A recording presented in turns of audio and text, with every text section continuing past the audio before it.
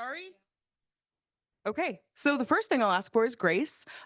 You might be saying this person doesn't look like Brooke Williford. Well, guess what? I'm not Brooke Williford.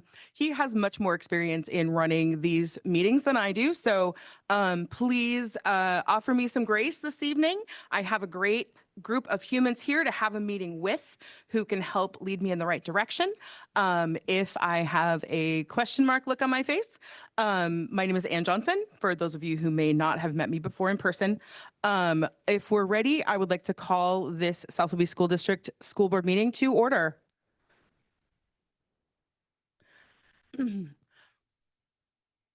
We're going to start this evening with our land acknowledgement, but our land acknowledgement human is not here. Marnie Jackson usually does the land acknowledgement for us. What I will do is I will share an interesting detail that I heard from a colleague a while back, that every time that person hears a land acknowledgement or is in a club or group that uses a land acknowledgement, they donate the money that feels comfortable to them to an Indigenous group. And it's an action that you can take. And it is money that an Indigenous group can spend to continue their work in their own communities. And so that is a practice that I have started doing. And if I cannot offer any funds, then I offer to volunteer or I offer to learn. And it's actually a really cool practice. So just sharing that with this group. And Director Johnson, a local place that people can support that is up at Beaver Tails, and they have locations both in Oak Harbor and in Coopville. Thank you so much. Director Jackson, don't want to put you on the spot. I just did a teeny tiny land acknowledgement, but if you'd like to add anything to the process, the time is now. Thank you. I'm sorry that I'm late, and time is a social construct.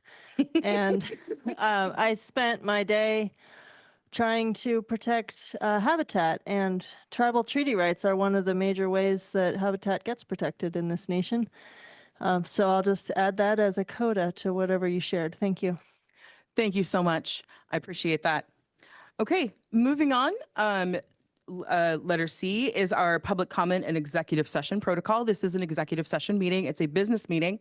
What that means is there will be one public comment section tonight.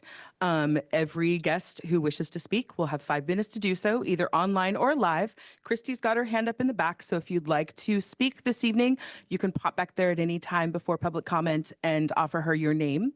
And then when you come up to the mic, you'll be speaking to the board, and you will be offering us, please, your first and last name and your township where you live, so that we have that information in front of us and for the record. We will ask too that you use the mic so that people online can hear us. If you want to make public comment on Zoom, thank you, friends. You can pop your name and location into the Q&A box, and we will keep track of that Q&A. Andrea, can I ask you to kind of keep an eyeball on that for me? Thank you. And we will answer any questions there in the timing that they come in during the public comment section. We will accept them. Thank you. And I do want to remind everyone of our policy 0002, which is our professional communication policy. And it just asks that we all have and hold dignity for ourselves and others in this conversation. Sometimes tender topics come up during these meetings. And so we're asking for everyone to be their most human self and to recognize that other humans are in this space as well, using their knowledge and experience to share their thoughts. So I would appreciate that during this time as well. Moving on to the approval of the agenda and minutes as presented, looking around at the board to see if there are any changes. Okay. Seeing or hearing no changes, those are approved as posted, the agenda and minutes as presented. And now for a very exciting moment, our school improvement plans. We have administrators in the back, and they are going to share with us what has been happening in their schools academically and otherwise during the year. And I see that we have, I don't know who wants to go first. So, okay, we're all pointing at John Patton, and he has the mic. So take it away, Mr. Patton. Okay, right in it. Hold your applause. First couple slides are basically our vision and mission statements that kind of globally we follow as a district. Next slide, please. These are going to be real familiar. These are our goals that our superintendent received, that our district has received. And just want to share that as we go through, the buildings all follow the same goals. The teachers, the departments, they're a little more granular with individual SWIA members, but again, they're all aligned. So I think that's something to highlight. Next slide. So South Whidbey High School, South Whidbey Academy, the first objective is the exact same objective. It's our social emotional learning objective.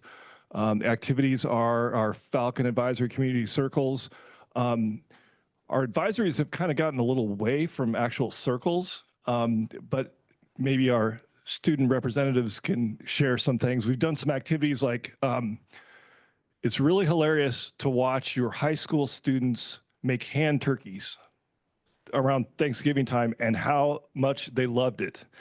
And they made those and we put them up around school. We also had some door decorating, just some kind of class bonding activities that were kind of silly, but the kids actually really enjoyed it, I think. So that was a fun thing. Organized monthly culture of, can we go back? Culture of care. Culture of care staff needs to discuss students and strategies for improvement. We saw a gap last year. We have what we call a student support team, and it's basically our mental health counselors from Island County and the ESD, and also our high school counselors and other support people. And it's about 10 to 12 strong group. But what was happening is there was a lack of communication with our teachers about what we were doing with our students who are at risk. So we decided to have, so far we've had 3 this year where we've actually met as a staff and talked about individual students and created a list. And our list right now, we have about 98 students that are on the list that we're concerned and just want to make sure that we support for that tier 2 and tier 3. And also each of those kids has a staff member that takes responsibility for that student that has a great rapport. And if we need to check in on that student, that teacher, counselor, principal will check in on those students. So that's something that's really changed. We also had our SST team actually present some of the tier 2, tier 3 interventions that we're doing with our students and make a connection about what their jobs are, just so there's more communication between our teaching staff and our SST team. So I think that's been a real success and it's ongoing. Student voice, obviously, we have 2 great examples up front with our student board reps. Appreciate both of you.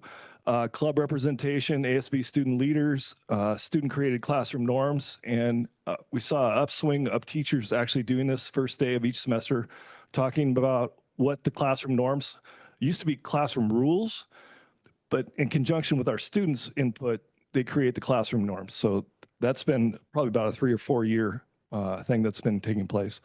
Restorative practices, again, I think you all know that our staff has gone through PD with restorative practice and really focusing on discipline, not something that's punitive. Measures, number of quality connections made in Falcon Advisory Program. Again, just do as many different things where the kids can actually have fun, and also there's times when there's some nuts and bolts things that they have to do, but really making a community within those advisories. I already talked to you about identifying students with tier 2 and tier 3 needs. I'll talk a little bit more about that later. Number of quality connections made in Falcon Advisory, talked about that. And we've kind of had a, Sarah Dominguez, originally we were supposed to have Bridget Walker come in and do our professional development, but there's some medical complications that she went through. And so Sarah and another teacher named Ashley, and I think they're from Eastlake? Bellevue School District. They came in and K-12 staff really talked about how to deal with students that are having troubles in, again, tier 1 and tier 2. And I'll talk a little bit about that here in a minute. Number of students, the bottom one is number of students participating in extracurricular activities. And a lot of my data isn't complete till the end of the year. And again, I'll explain that later, high school a little different dynamic. We don't do iReady, interims, some things like that. So really it's classroom-based assessments. Next slide. Talked about the student support team. And again, our SST team, we meet weekly. And really our goal was to have better communication between the SST and staff. And I already mentioned that we are. Our Forefront Suicide Prevention Training Program, again, highly successful. All of our students go through this, and they do it with actual peer mentors, students who are train our students, which, again, we're, I think, a top-notch program in that area, one of the first adopters through the University of Washington. Track percentages increased positive students response in the CEE survey. Obviously, we're not going to take that until next month, I believe in March. Analyze the I, they, that's something we're still looking at. We saw a 10% growth last year, or excuse me, the goal was 10%. We only did a 9% growth, so we're almost there. OSPI discipline rates, I will share that information here soon. OSPI exclusion day rates, again, these are measures. And the Healthy Youth Survey is every other year, so we will not have data from the Healthy Youth Survey this year. It'll be taken next fall. Next slide. This is what Sarah Dominguez shared with us at our staff training. And I just wanted to, it's a great global view of basically our interventions. And so our LCSI is Life Space Crisis Intervention. And we really want our teachers, staff members to be able to do that tier 1 and tier 2 intervention. Tier 3 is a little more serious where you need professionals and people who are certified in mental health and wellness. You look at the 5 pillars, it's self-awareness, self-management, responsible decision-making, relationship skills, and social awareness. And again, it was a really in-depth conversation. I think our staff really enjoyed it. It was really worthwhile PD. And so we really appreciate Sarah and Ashley. Next slide.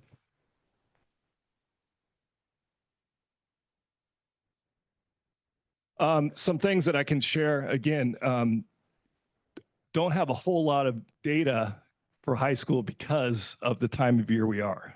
A lot of our things, we don't end up gathering data until June after graduation. But anyways, our attendance breakdown, it's pretty good. Semester 1, 2024, daily attendance 93.91%, and it's about a 4% increase from semester 1 last year.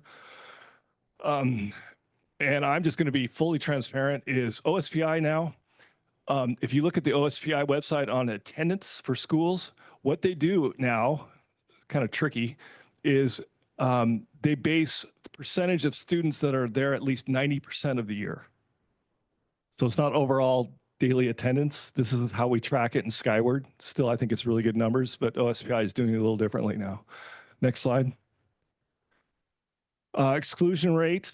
Again, we talked about restorative practices, punitive, not punitive, but helping our students. We had eight exclusions first semester. And exclusions basically kind of a new term for suspensions, basically. So anytime you remove a student from their educational program, it's considered an exclusion.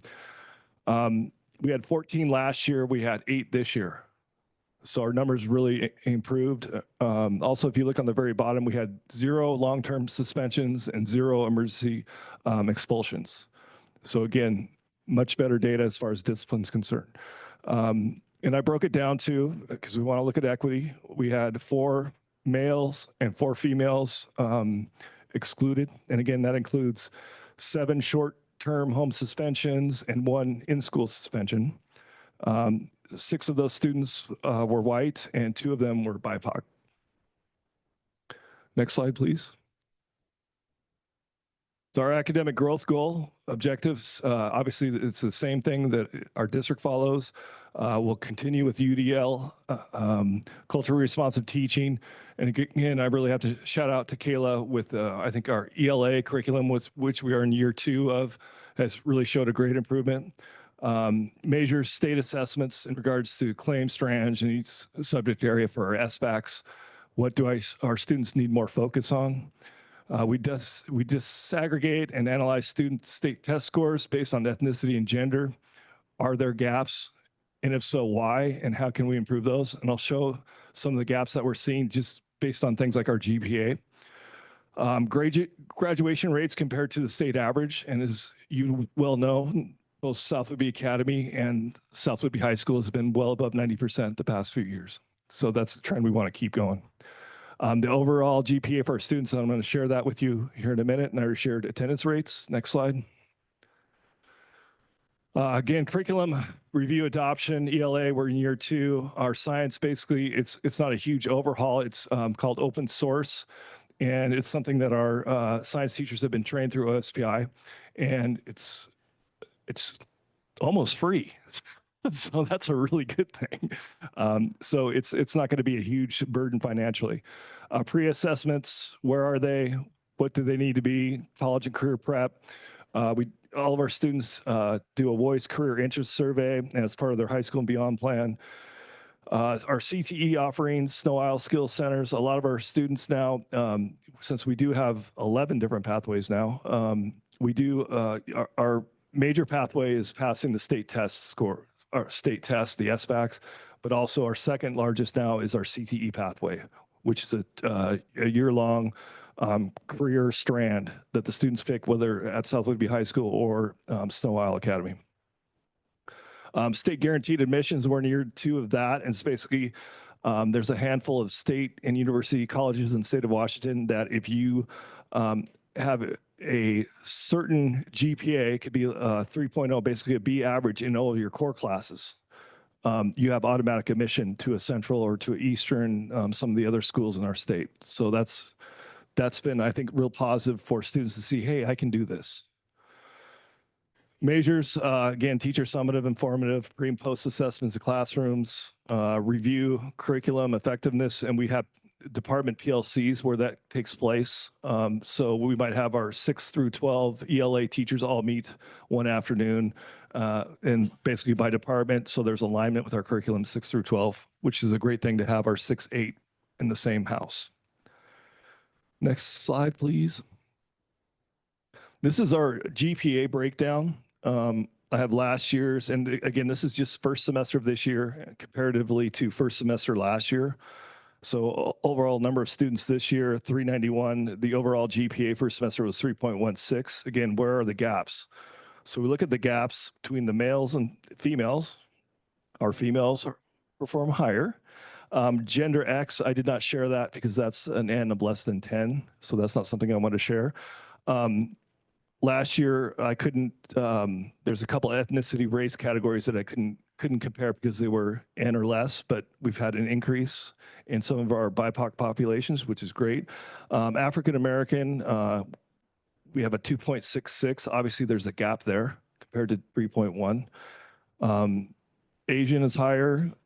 Hispanic is 2.81, lower than the 3.16 average. 2 or more races slightly above the school average. Native American, again, below 2.84.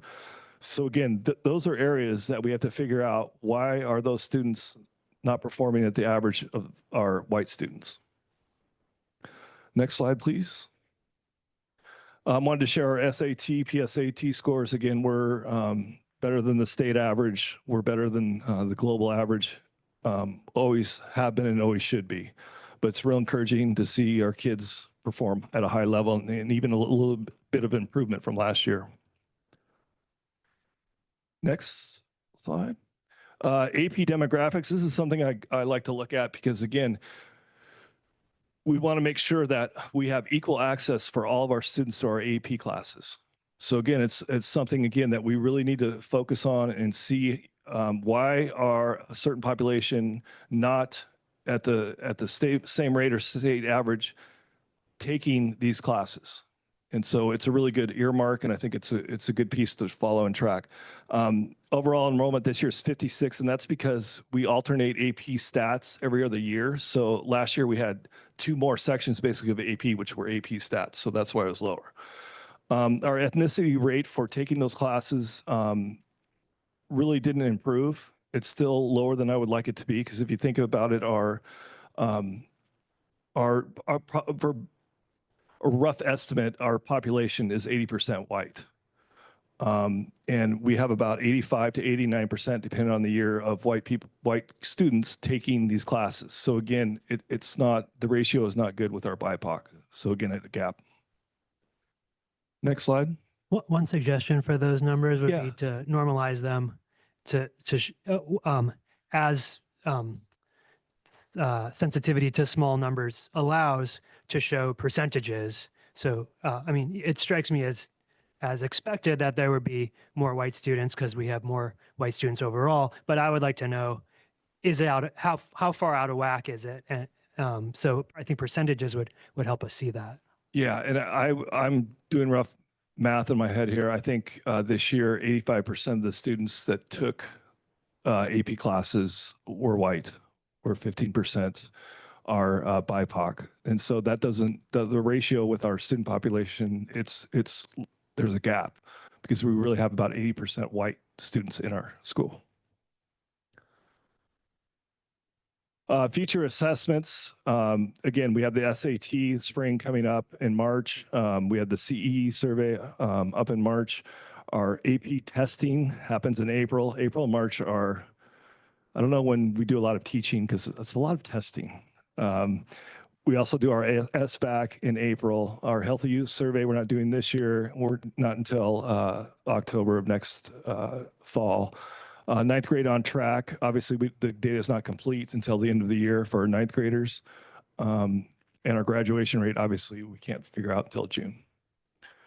And that's about all I have. And if there's any questions, great. But also, I think I shared this last year and even in this fall, is if there's other data that the board would like to see from the high school specifically, please let me know and I can add that future. Thank you so much, Mr. Patton. Does the board have any comment or discussion? That was a great report. Yeah, I just wanted to thank you, and I wanted to just maybe speak for the viewing public around why we look at those demographic numbers when we think about student success. And I really see it as trying to bring our own awareness to where our educational system may have been historically shaped through one lens, or designed by and or advantaging people with a certain subset of backgrounds, cultures, experiences, opportunities. And so when we look at where there's disparity in performance between groups with a different identifier, whether that be race or gender or language spoken at home or whatever that may be, we get to see if the educational experience is of greater service to some and of lesser service to others. And then we get to look at how can we create an educational environment where more students are invited to more fully realize their potential in that setting through that curriculum and instruction and social context in the school. So that's just my 2 cents. Thank you. And just to kind of piggyback on that too, I think what's really important too is for people out there to look at policy 0001. It's really explicit what my job and my role is to lift up other groups. And as far as curriculum, equal access to not just extracurricular, but all academic programs. So again, I think that's kind of the guiding force for me. Thank you. Mr. Patton, I really appreciate the report. And I'm curious of all of the activities and measures across all of the goals. Kind of a 2-part question. One is, I know that the data isn't in for all of them, but preliminarily, are there some that you're more concerned about? And then part 2 is, how can the board help? No, I think the big ones for me is, and I've been trying to get away from it, but it really, a key to me is what are our SBAC scores and how are they compared to other schools in our state? And again, last year they were phenomenal, especially our ELA. It was 90% or something. I mean, it was through the roof. But that's just kind of a litmus test for me, how our students are prepared. I would like to see, University of Washington used to do a comparison where they would compare a student's GPA when they graduated from South Whitby High School or other schools in the state and what their GPA was at University of Washington. And when they stopped doing it, but we were like right on par. If a student graduated with a 3.6 from South Whitby High School, they graduated with a 3.6 or 3.59 from University of Washington. So knowing that our kids are prepared and not just college bound, but what are their goals? What's their 13th year plan? And again, too, I go back to graduation rates, not just preparing our students, but getting our students ready on time.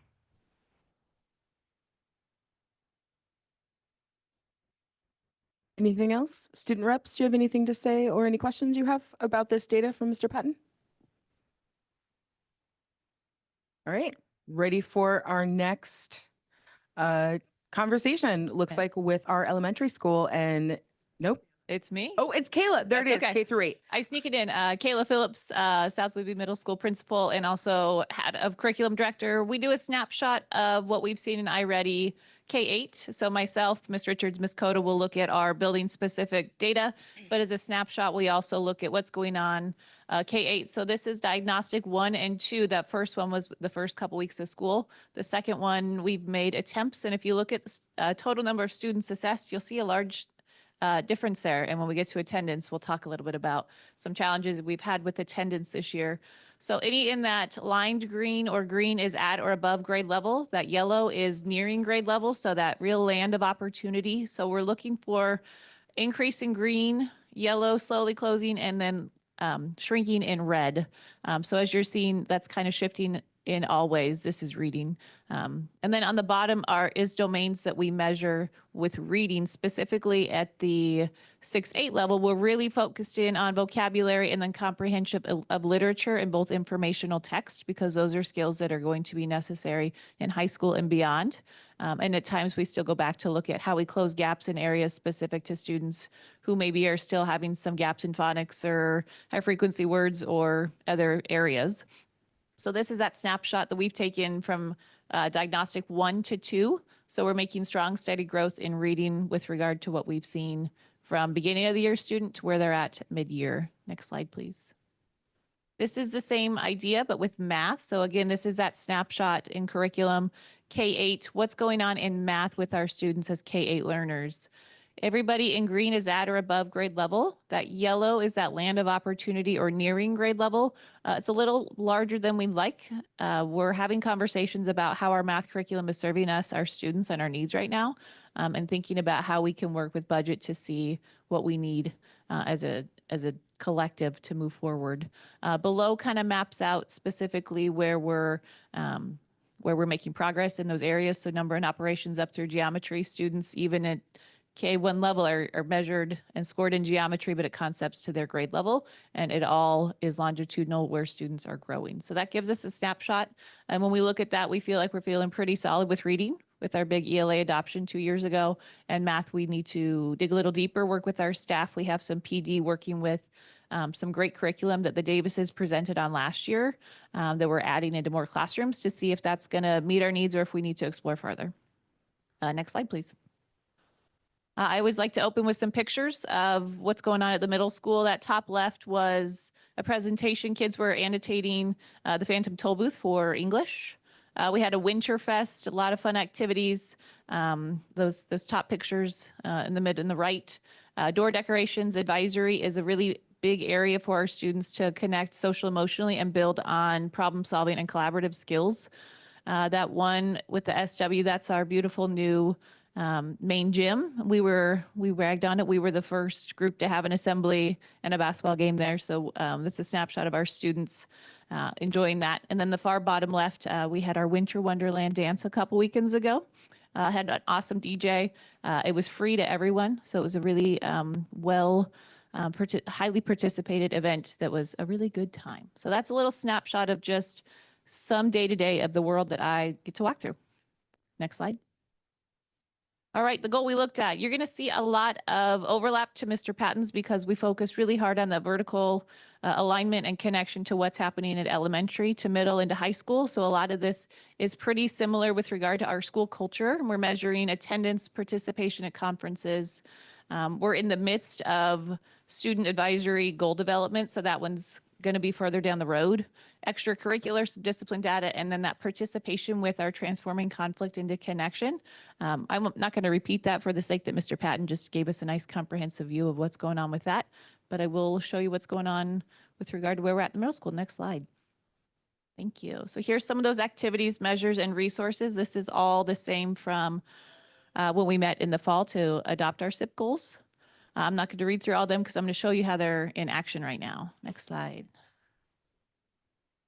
All right, so we're trying to focus in on wellness and celebrations because there is so much individual growth and development at the middle school level that we are really trying to be cognizant of looking and seeing and honoring that in students. Individual growth is one of the most important things we feel that we need to honor and highlight for students for them to grow their identity.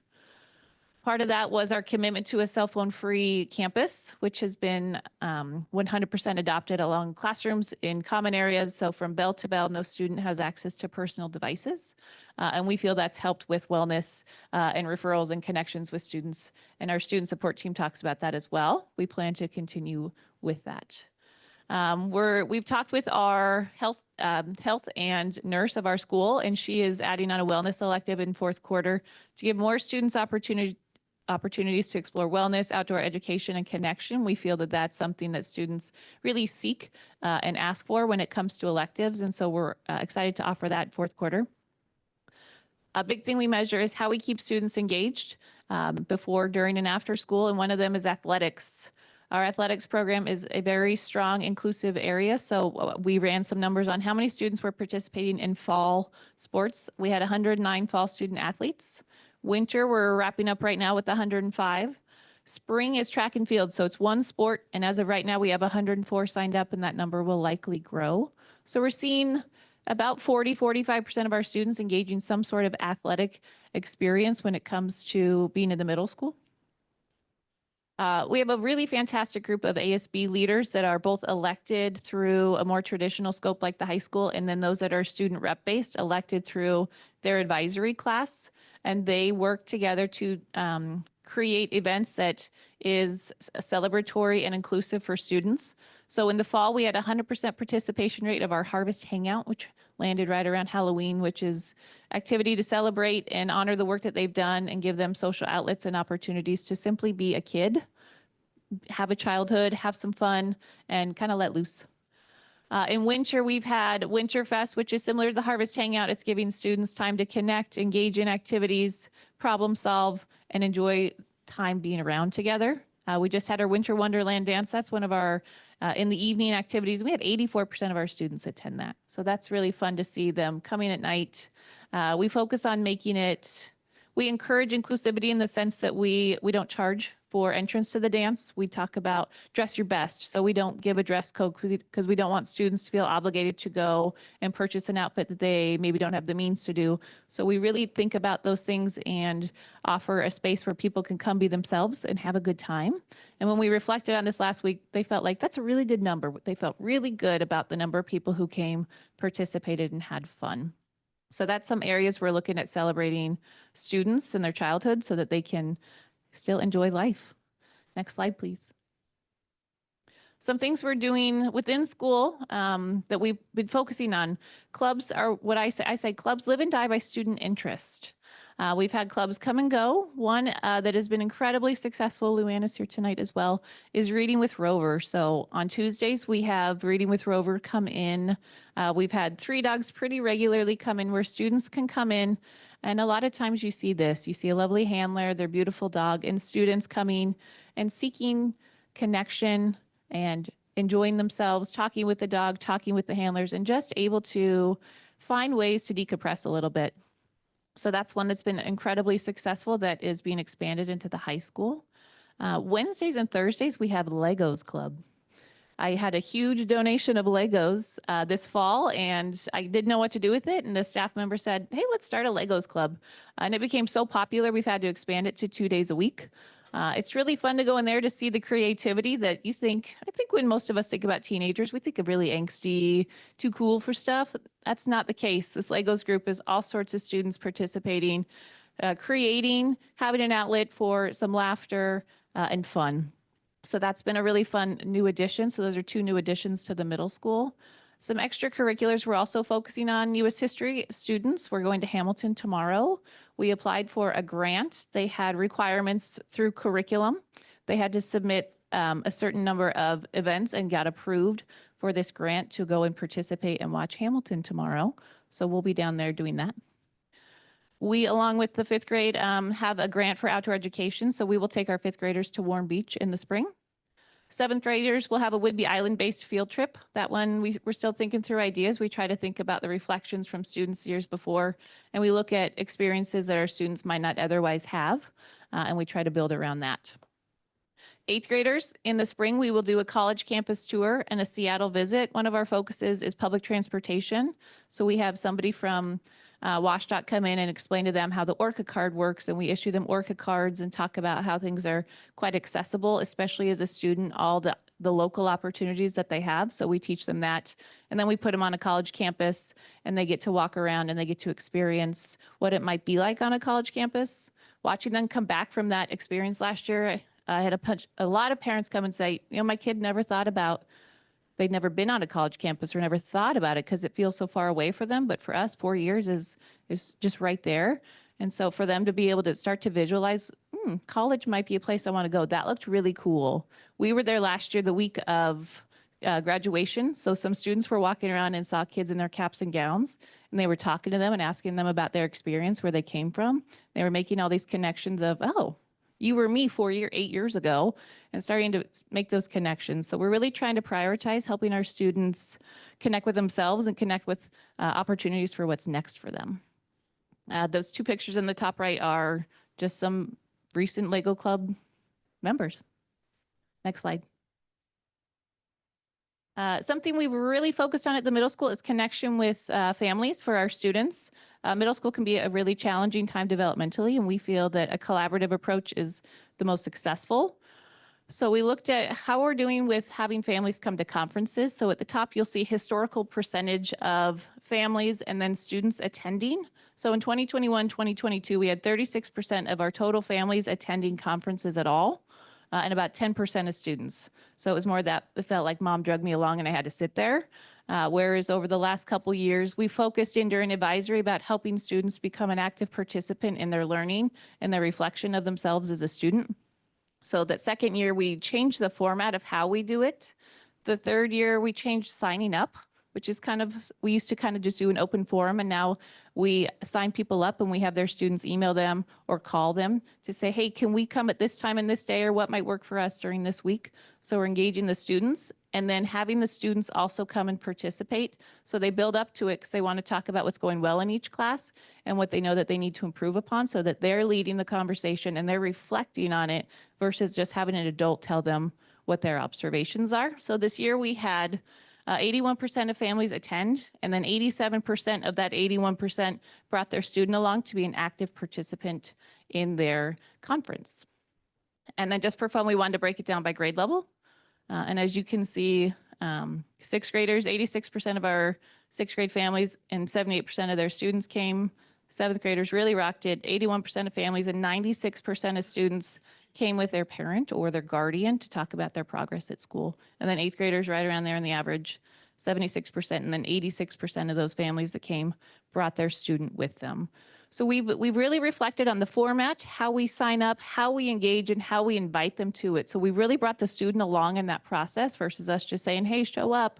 It's, hey, let's get on the phone and have grandma sign up so we can get her here, because we want to see how things are going at home, because we want to talk about all the success you have here and what we can do to push you to get you ready for high school. So it's been really a positive time, a really nice connection, and a nice way to have an early connection with new families as they start their middle and high school experience. So we plan to still reflect to see how we can improve that. There's only so many, we offer 18 hours of conferences, and so there's only so much time we can fit and get everybody connected. But we're just going to keep reflecting to make sure we're offering as many options as we can so that we can maintain and potentially surpass these numbers. Next slide, please. When I pulled data for attendance this year, I'll be honest, I was pretty surprised. I've never seen a cold and flu season like this. I have a lot of really, really challenging sicknesses. So I was actually pleasantly surprised to see where we're at for this time of year compared to years prior.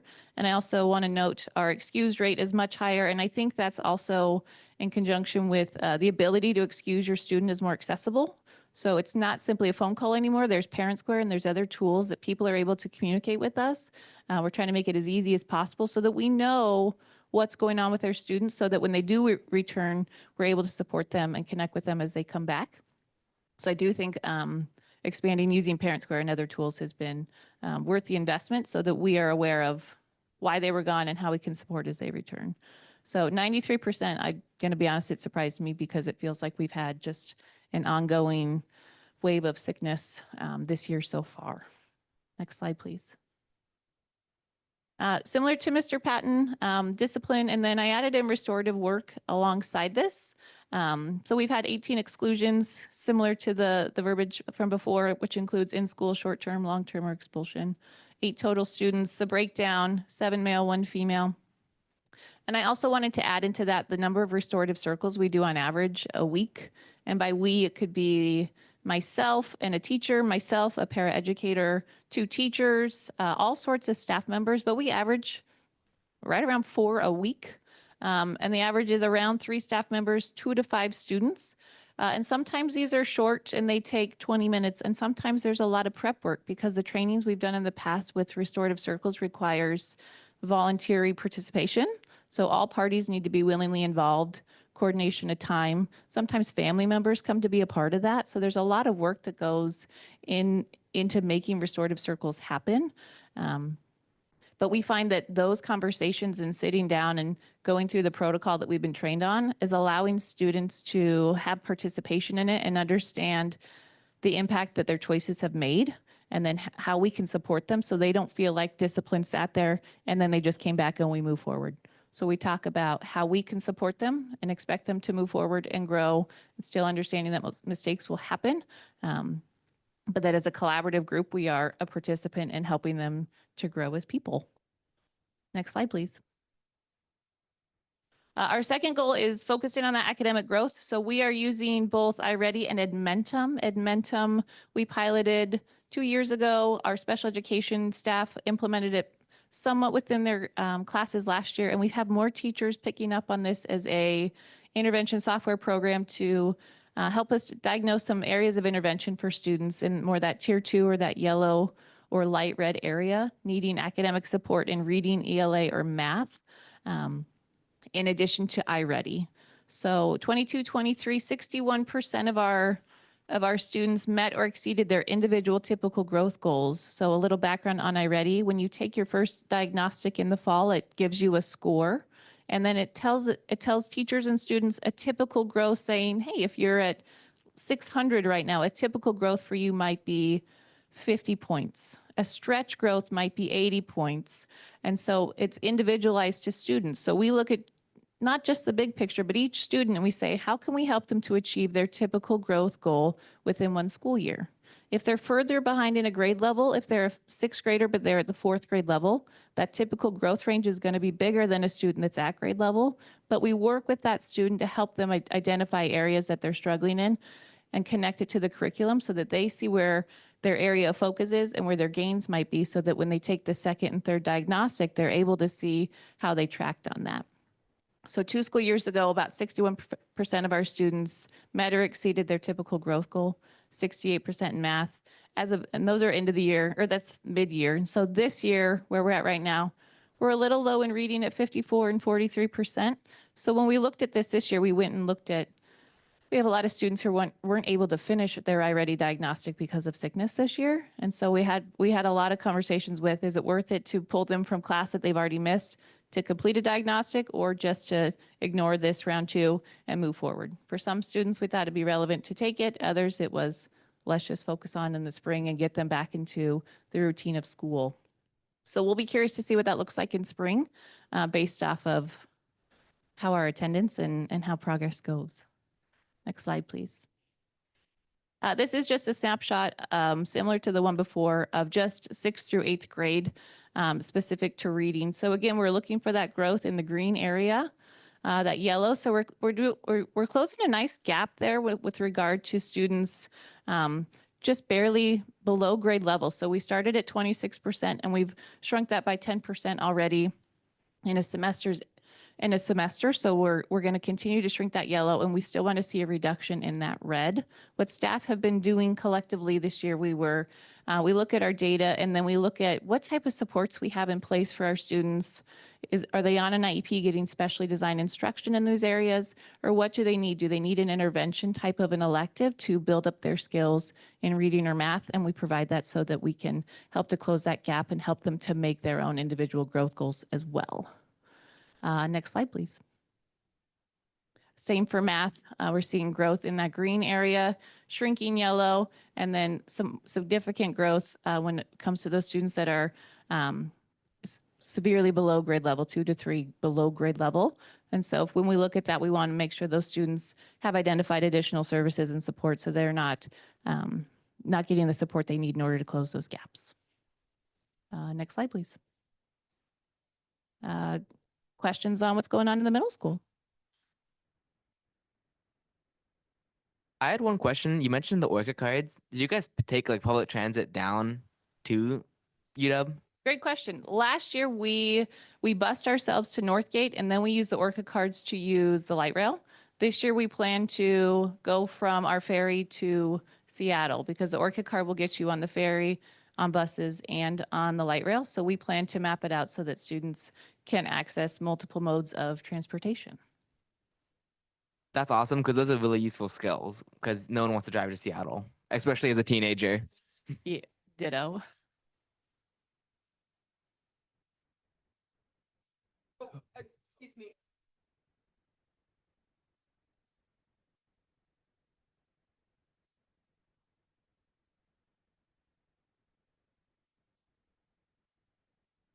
Ms. Phillips, thanks for this presentation. I love all the creative iteration you do with attendance and conferences and just problem solving, seeing what works and continually improving. I have same question for you I had for Mr. Patton, which is of the preliminary data, what is maybe you already answered it with the math or maybe the poor data as opposed to poor data quality, but what is it that you're most concerned about and what can the board do to help? Thank you. The one area is the attendance. Those that are, and there's some patterns of some students, it's going through and working with families to figure out how we can get them to school. A lot of times it's not just, one thing, there's a lot of layers to a student attendance. So working with those families, especially getting them ready for high school. We spent a lot of time working with families at the middle school in preparation for the high school schedule. It's a 90-period block, or it's a 90-period semester, or 90-day semester. So to miss the percentage that some students are missing, 10% or more, it takes a lot of work to be able to catch up, for lack of a better word. So helping them to prepare for that and the pacing of high school. So we're having conversations, we're having families coming in and just seeking time and connection to do that. So is one. And then math, we have a lot of new staff at the middle school this year. And so we have just struggled to find time to look at how do we in science and in math and in social studies work to fill some of these gaps when it comes to both reading, especially that informational text, but then in math on how we can support that. So we're going to continue to see growth and progress in that and support our newer staff members so that we can retain them and help to build some skills with them. Thank you so much, Principal Phillips. And I'm sorry, I almost forgot about you. All good. Okay, if there's nothing else for middle school, then Susie Richards, principal at the elementary. Hello, thank you so much. We're excited to share some information about our elementary school. We're ITK through 5th grade, so we have a very wide range of children. I'm really pleased to have Kristen Cota with me tonight. Kristen is a 2nd grade teacher, and she's also completing her principal internship, as I will be moving towards retirement in the next year. So we want to talk about our celebrations and really want to honor our families and students and staff for the work that we all do together. Next slide, please. Talk a little bit about balance. While we know that academics are critical and our mission, we also know that many of our children need to have a really strong social emotional behavioral support to be successful academically. And so you're going to hear a lot about how we do that at the elementary school tonight. and show you some data to back up how important that work is. Next slide, please. We're really honored to be named by our State Department of Education as the one of 7 STEM lighthouse schools in the state of Washington. And this is for our work in science, technology, engineering, and math, and really focused on our outdoor learning programs. We have a theme at our school of farm, forest, and sea. And so all students have experiences learning about this beautiful place that we live through our farms and our forest and our sea. We're offering a number of workshops for other teachers at the end of the year as a part of that commitment through our STEM program. Next slide, please. Our first, I wanted to actually, I'm going to move a slide real quick, Christy, because. Oh, never mind. Go ahead and go back. I'm just going to share a couple before we get into those. Just a couple celebrations real quick we have this year. We have our Reading with Rover program as well at the elementary school, and that really supports our kids. They love it so much when they get to sit and read and talk with the dogs. We were able to bring in a full-time intervention teacher for our kindergarten through 3rd grade this year. Just lots of celebrations. We have an ITK program, which is a transitional program for 4-year-olds. So we have about 17 4-year-olds here, full-time program, no cost to families, really making a difference for some of these kiddos as they transition to kindergarten. Want to talk next about our first goal, and this is around our social emotional learning. We're really focused on how do we support students in these areas so they feel safe at school, that they're ready to learn, and that those social emotional needs are being met. We do this through, as Mr. Patton talked about, our restorative practices for discipline and what's called positive behavior intervention supports, or PBIS, and we'll talk a little bit more about that. So we do a SEL survey at the beginning of the school year. We ask our students a number of questions about their feelings at school and what they need.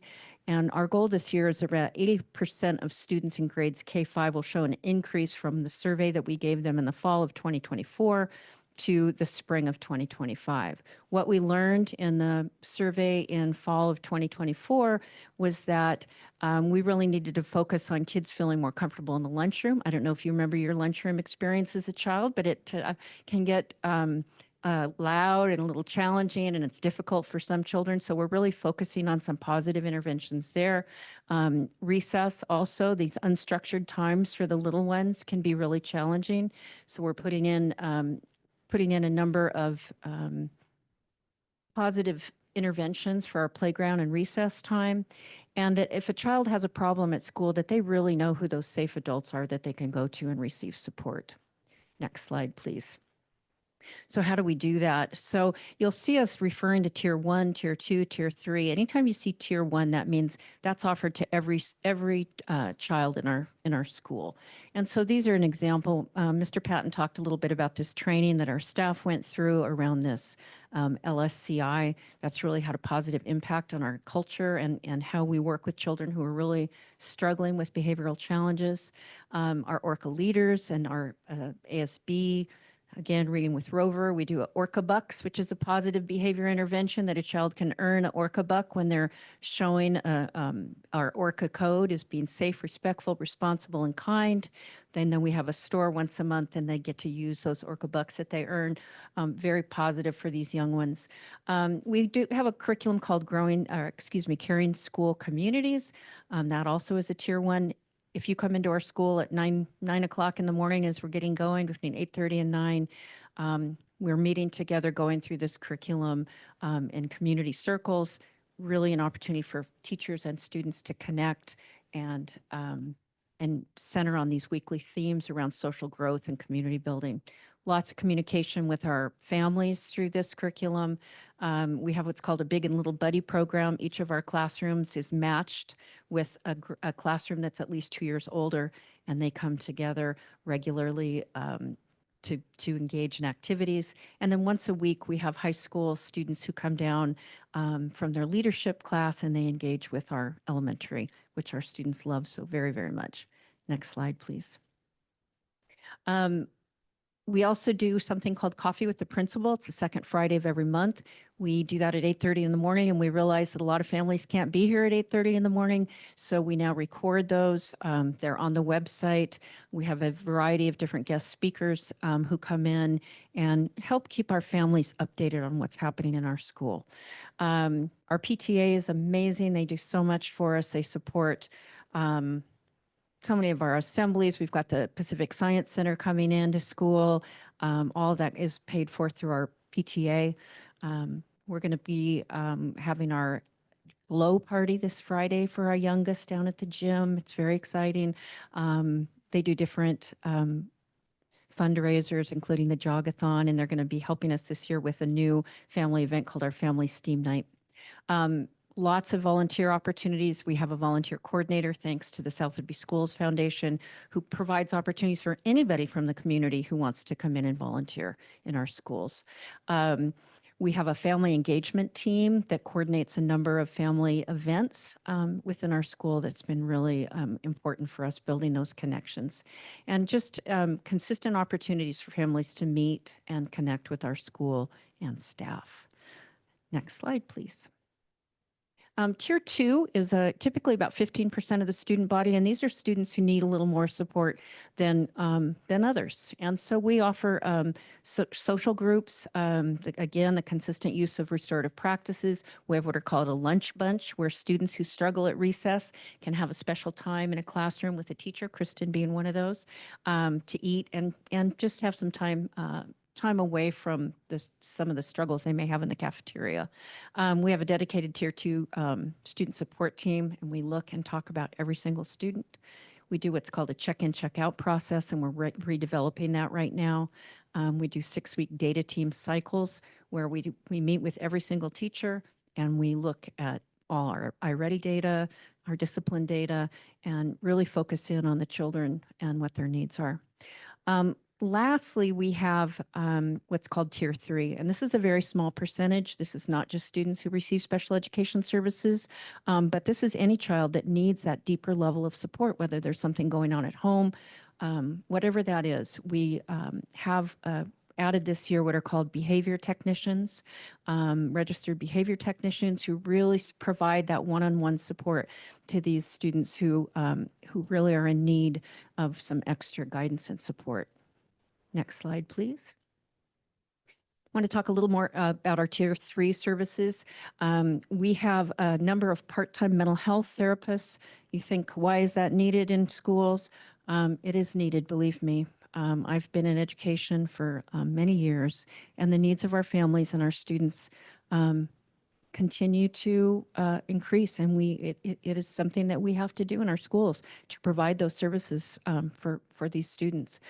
So we have partnerships with our Educational Service District, Compass Mental Health, WISE, which is a program that serves families, and Island County also brings a therapist in 1 day a week. We're really grateful to South Whidbey Community Foundation. They provided us with a grant that provides another 10 hours a week of mental health support for our students. 8% of our students, so 7% of our students, we have 456 students in our school. 7% of those students receive that mental health therapy, and then 8% receive special education services specifically focused on social, emotional, and behavioral supports. And you can see below that this is 15% of our students are receiving this really deep level of support. Next slide, please.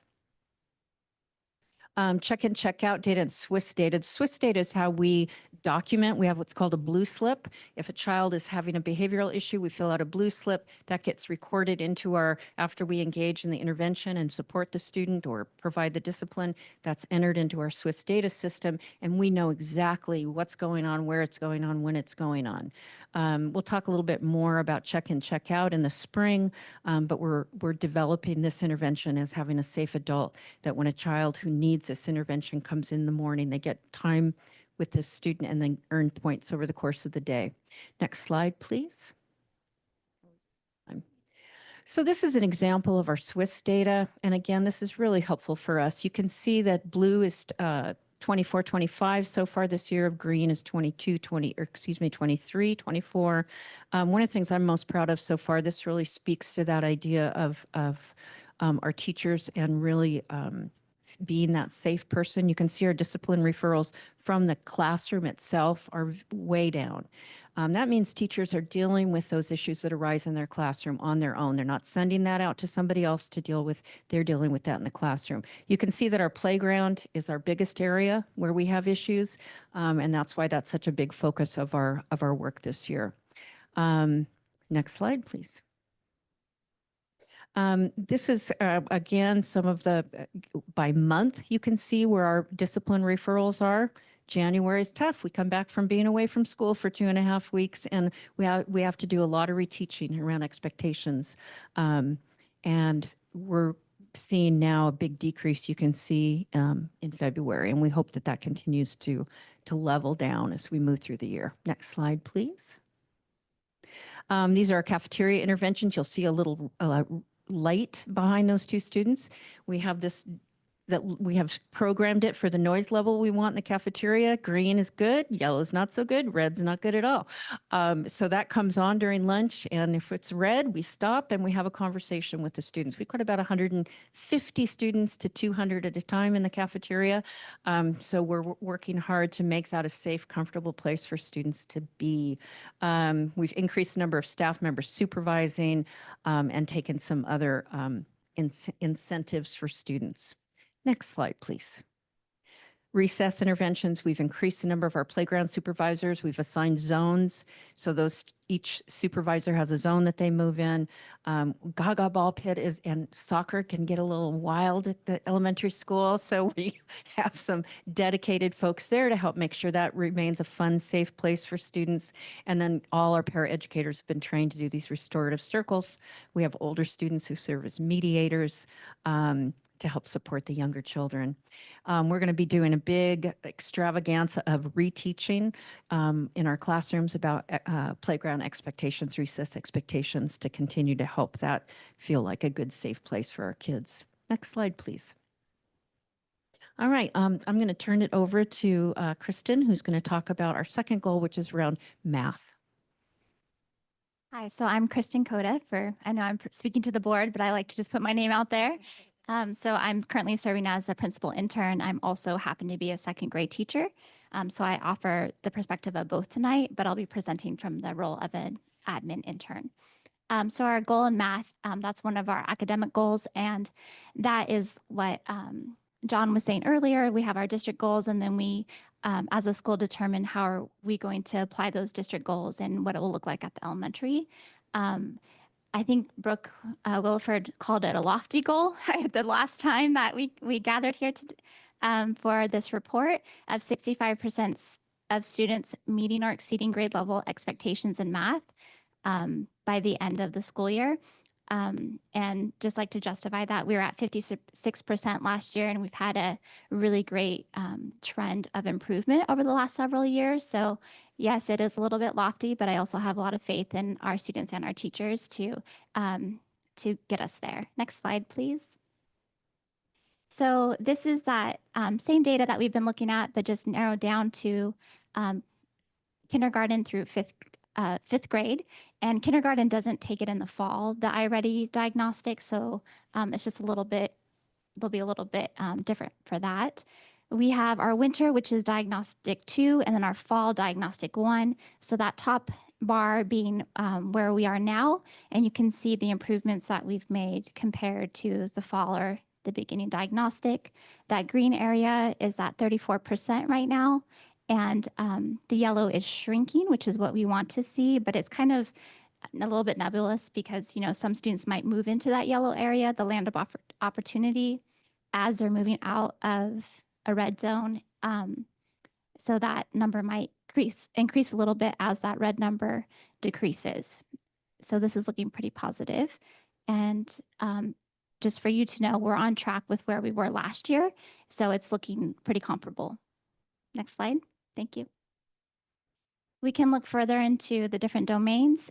Teachers like to use this so that they can focus specifically. They can then look at their own grade level and their own classroom and see where do I really need to focus my attention and what do we need to do to make sure that we are identifying the gaps and getting students where they need to be. Measurement and data and geometry typically lag behind the others at this time of year. That is just where, due to where those lessons are being taught within the curriculum. So teachers have been really focusing this year on what we call like spiraling it into the curriculum. So it's not just waiting until the end of the year to teach those units in the spring when everybody is ready to go out and play. The bottom bar there represents the individual growth goals like Kayla was speaking about earlier. And you can see we're midway through the year and we're about 50% to our progress towards individual growth goals. So that feels successful. Next slide, please. So these are the different strategies that we're using to help support that student learning in math. We have our formative assessments, such as best practice. As you're teaching, making sure that are your lessons effective? If not, what do I need to change and how can I improve either in my teaching or do I need to change my instruction or the pacing and what students are in need of support? We have those student growth goals. These are short-term student growth goals that students can help to set depending on their grade level. And I do that as young as second grade.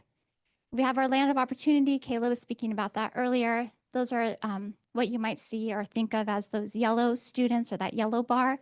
But those are the students that are just below grade level, and we want to teach them lots of prerequisites and get them up to grade level by scaffolding and giving them more time. And that's where that K-3 intervention really is helping us. And then exit tickets, that's just another great teaching practice that we're using to make sure that our teaching is effective. Next slide, please. Our family engagement, I think this part has been really exciting this year, especially if you can. I think a lot of parents might say, why are you teaching it this way? Or I don't remember learning this math that way. And so I think really engaging families and knowing what we're doing in the school and especially around math has been helpful. Newsletters are being sent from class teachers. And then we also have letters from the curriculum that really explain and give it examples of what this math is and how it can be taught and practiced at home. And with that, there are little games and activities that come along with that as well. Math videos, some teachers are embedding that into Parent Square, which has been really great for parents to get to see that live, how to solve these problems and how they can support their student at home. And then I learned in preparing for this presentation that there's some teachers that are really have found these great resources of online links. So that's been really exciting to really engage not just the parents, but the entire family at home has been nice. And then examples on homework, I think that really supports the student as a reminder, and then also the parents and their caregivers. Next slide, please. We're focusing on problem solving and word problems. And iReady, and if you're a parent, and I'm looking up at who's on the board there, so as a parent, you might know that iReady is pretty heavy in word problems. And but it's been great because of the substantial use of it. We're getting a lot of practice. We're utilizing 3 reads where we're making sure students are really understanding the problem and not just jumping to solve the problem, but questioning and doing a lot of wonder and notice, which is another strategy that is helping to support their understanding of the problems. And then we're applying our math into our science and environmental ed. And using technology, we've got the iReady curriculum that has an online component, and then iExcel, which students really like, and it gives real-time feedback. Edmonton, Kayla had mentioned, provides an exact path. And then Prodigy, if you don't know about it, it's amazing and fun, and the kids really like to engage in this almost like a game platform for learning math. Next slide, please. Yep. So our student engagement, the goal setting I already mentioned, progress monitoring, we can do that online or just with a teacher through teacher conferencing. Really using math vocabulary and making sure that the math we're teaching is accessible to students. And one way to focus on that is to make sure they understand the academic language. And that's really important at home and at school. And then we have our interventionists as well. Next slide, please.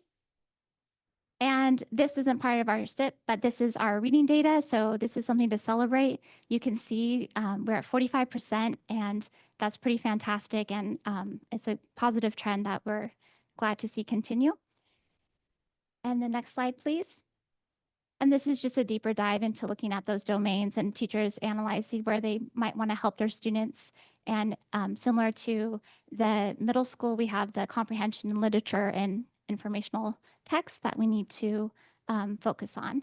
But you can see our progress in the, I can't see the number right now, but I think it's 75% is our progress towards our individual growth goals.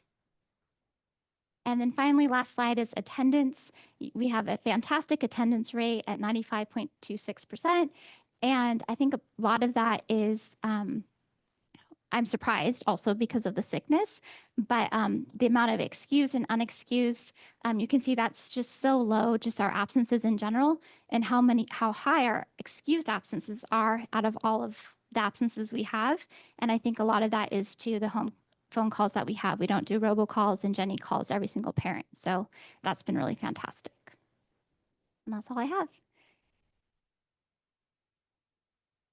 Thank you so much. I appreciate that.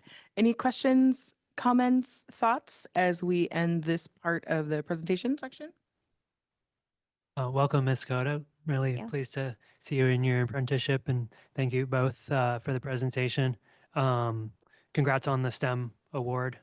It's great also to see that other districts get to leverage the great work that you're doing and learn from you and your teachers. So same question to you as I posed to the other principals. Oh, sorry. Which metrics are giving you concern, and how can the board help? I would say that our math, continuing to focus on our math interventions and looking at curriculum options. I'm excited about that. We want parents to feel comfortable being able to support their children. And I think the board, just by doing what you're doing, talking to us, coming into our schools, seeing what we're actually doing, I think that's the best way for the board to support our work. Thank you. And all, across all the programs, thank you for this data-driven approach to goal setting.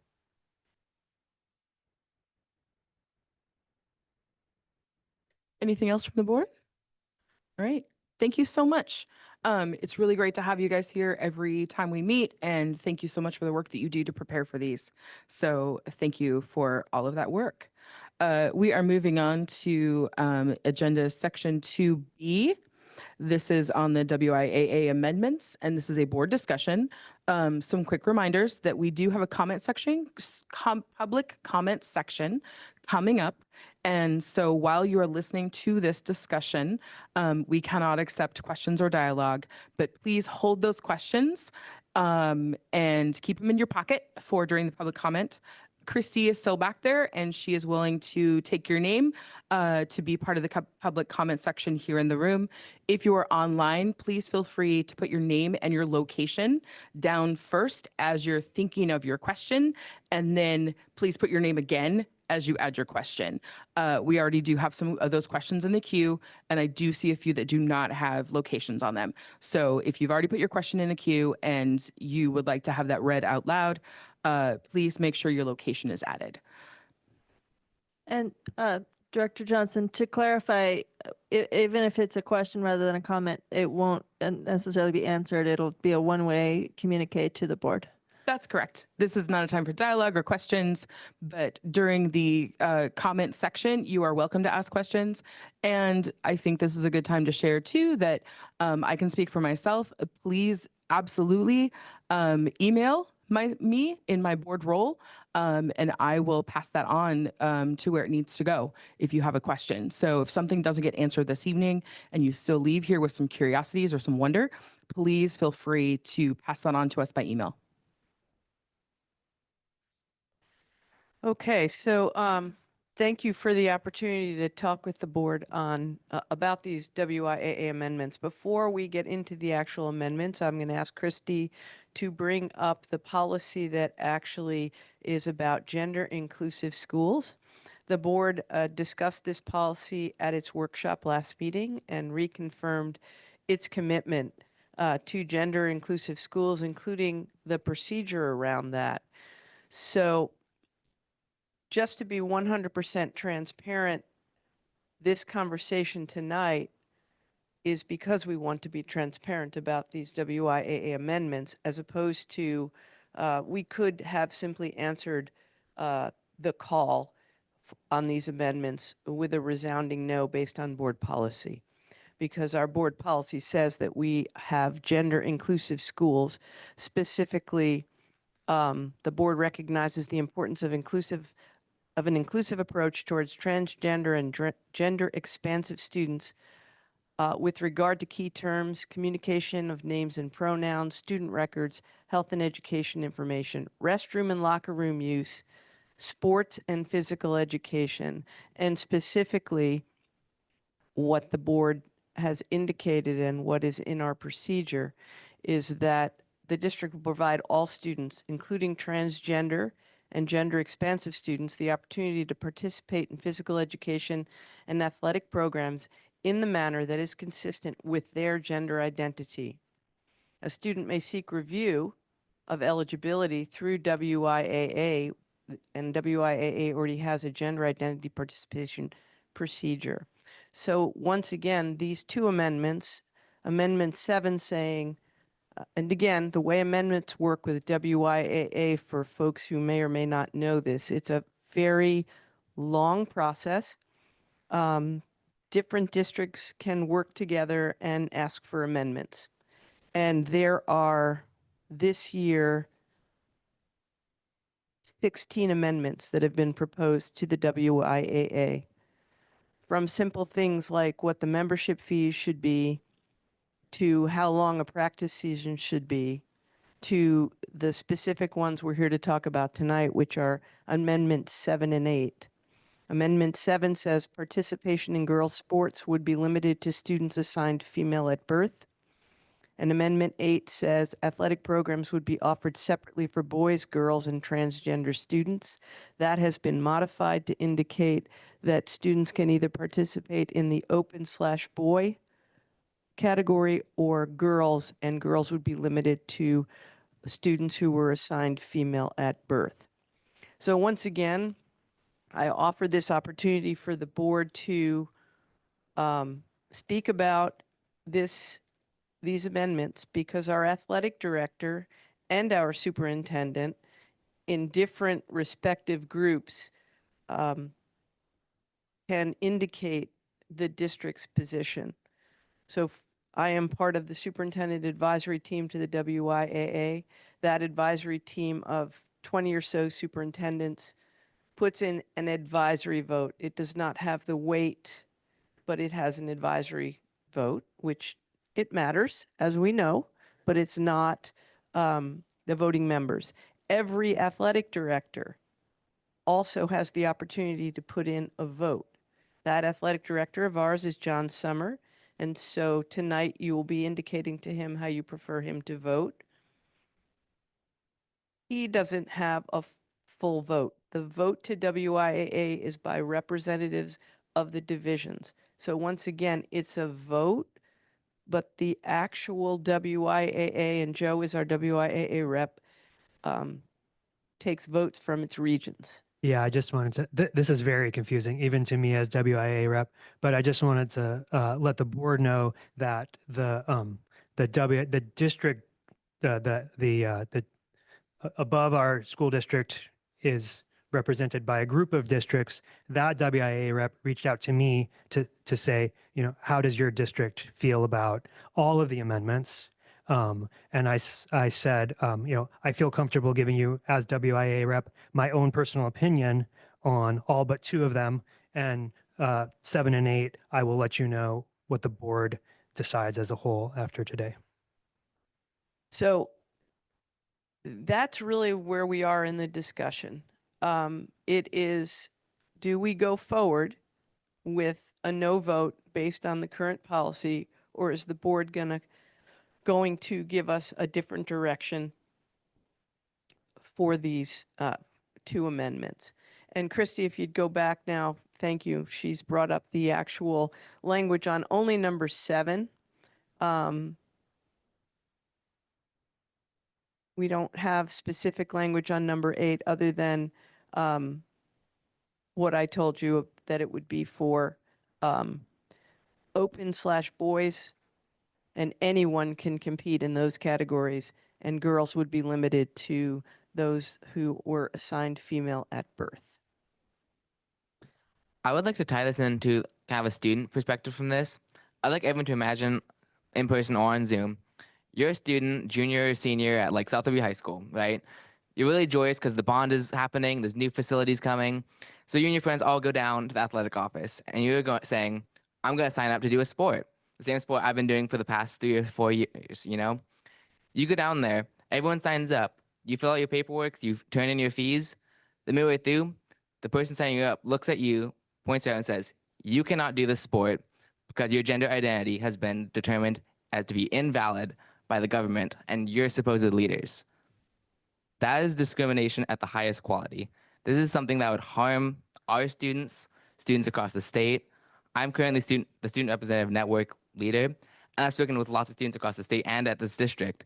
This is unequivocally harmful to not even just trans students, gender non-conforming students, just even women in general, because this is, as stated by one of the public comments, this is actually a really misogynistic bill too.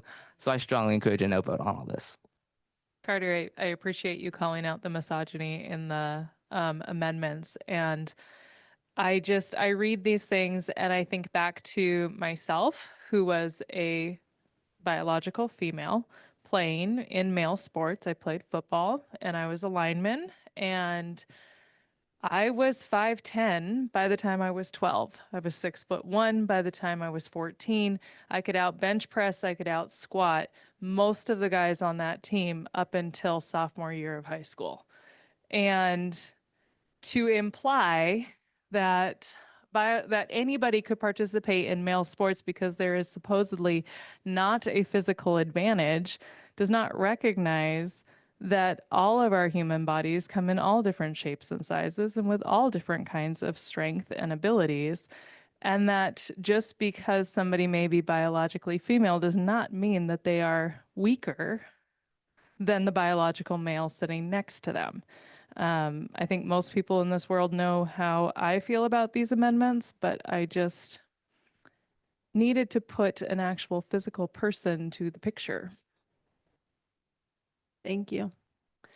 I'd like to read 2 things, if I may. One is the core principles of the WIAA, and another is an excerpt from a medical text. The core principles, as stated on their website: with integrity, we will ensure respect for all individuals and communities by valuing others, treating them with dignity, and promoting ethical behavior in all activities. Provide a safe environment where participants pursue positive relationships and healthy activities. Challenge all students to attain personal academic excellence through participation, competition, and teamwork. Provide access to equitable, fair, and diverse activities. Strengthen character, build confidence, and maximize potential through sportsmanship, leadership, and service. So I see nothing in that list that to me indicates that robbing a person of their dignity by telling them that their identity and experience is invalid, and that their participation with peers is needing to be filtered through some sort of subjective lens. None of that matches those principles, in my opinion. The second thing I'd like to read is an excerpt from a text by Dylan E. King. I found it in the National Library of Medicine. It's from an essay called The Inclusion of Sex and Gender Beyond the Binary in Toxicology. Assigned sex is the label given at birth by medical professionals based on an individual's chromosomes, hormone levels, sex organs, and secondary sex characteristics. As a note, the term biologic sex is understood by many to be an outdated term due to its longstanding history of being used to invalidate the authenticity of trans identities. Although sex is typically misconceptualized as a binary of male XY or female XX, many other chromosomal arrangements, inherent variations in gene expression patterns, and hormone levels exist. Intersex categorizations include variations in chromosomes present, external genitalia, gonads, meaning testes or ovaries, hormone production, hormone responsiveness, and internal reproductive organs. Medical classification of intersex individuals is not always done at birth, as many intersex traits do not become apparent until puberty or later in life. Currently, there are at least 40 known variations that fall into intersex classifications. Carpenter, 2018. Notably, complex biologic variations can occur in everyone, and sex may best be viewed as a spectrum comprised of many traits. Gender is widely understood to be distinguished from sex and is an experienced aspect of self and a social construct of norms, behaviors, and roles that varies between societies and over time. So not only do I find these proposed amendments morally disconcerting, but I find them sort of indefendable from a legal and/or definitive standpoint. Just to be clear, in terms of our current Washington state law, they are illegal. One of the big things that one of my strong values is that if you're going to talk the talk about something, you need to walk the walk, and that is your responsibility. And in this bill, there's a lot of weird things. And one of them is that they state all students are encouraged to participate in WIA athletics /and/or activities. Yet in that same bill, they are discriminating against trans, non-conforming, intersex, women, all sorts of athletes with that one thing. And then the second part with the intersex, they make it so that you have to go to get an appeal as an intersex person simply to play sports. That is taking something that you were simply born with and telling them that you have to make an appeal to the WIAA if you want to play sports. So many barriers for no reason, and they're saying at the same time they encourage all students to play sports. They clearly are not, and it's double speak. Again, let's just be clear. WIAA hasn't made a decision. WIAA allows folks to put in amendment requests. This is an amendment request it was authored by, and he's not alone, but he was authored by David Vander Yacht, Superintendent of Linden, and the other one by Matt Charlton, Assistant Superintendent in Eastmont. And so they've proposed these amendments and they've gained some traction. WIAA hasn't made a decision yet. Dr. Moshe, since Mr. Summer isn't here to speak directly about his experience as athletic director, I'll ask you about just the practicalities of should these amendments pass, what that would look like for implementing an athletic program in a small resource-constrained district such as ours. Well, I can't imagine the impact of the devastated students who now have to either decide to not be who they are in order to play a sport that they love, or deny who they are to play that sport. In terms of a practical matter, it's not that we've never had a student who identified as trans playing a sport. We have. And that coach and that athlete work together to make sure that they are safe first and foremost. And so I believe we are already working with students in a practical way. If we do this, I think it simply, if we had to do this, it would change the dynamic of who we are as a district to our students and how they come to us and represent themselves, and how they express their gender. I can't imagine having to implement this with the students that we have in our district. Logistical question. If WIA does pass these amendments, even with our no vote, even if we vote no to this, WIA passes this, is there an option where we as a district can still stand with our students to give them a athletic experience that does not violate their dignity? So my understanding is if we, and John help me out, but our kids don't really have options to play interscholastic sports if we're not part of WIAA. Who would we compete against? The other obstacle that WIAA would have right now, again, we don't know what the future will bring, but right now these amendments violate state law. So I can't imagine they can implement them. But things change. I'm wondering, or no, I'm not wondering. I know and I remember what was said at our last meeting around keeping every kid safe all the time. And that is not only the law currently, but it is also our prerogative as a district. And trans people have always been among us. Non-binary folks have always been among us. And whether or not law says they can or cannot be valid people. We have to keep them safe. We have to protect them. And so I am hearing our district constantly saying it is our job to keep kids safe. And this is part of that work, is to uphold the law and keep kids safe.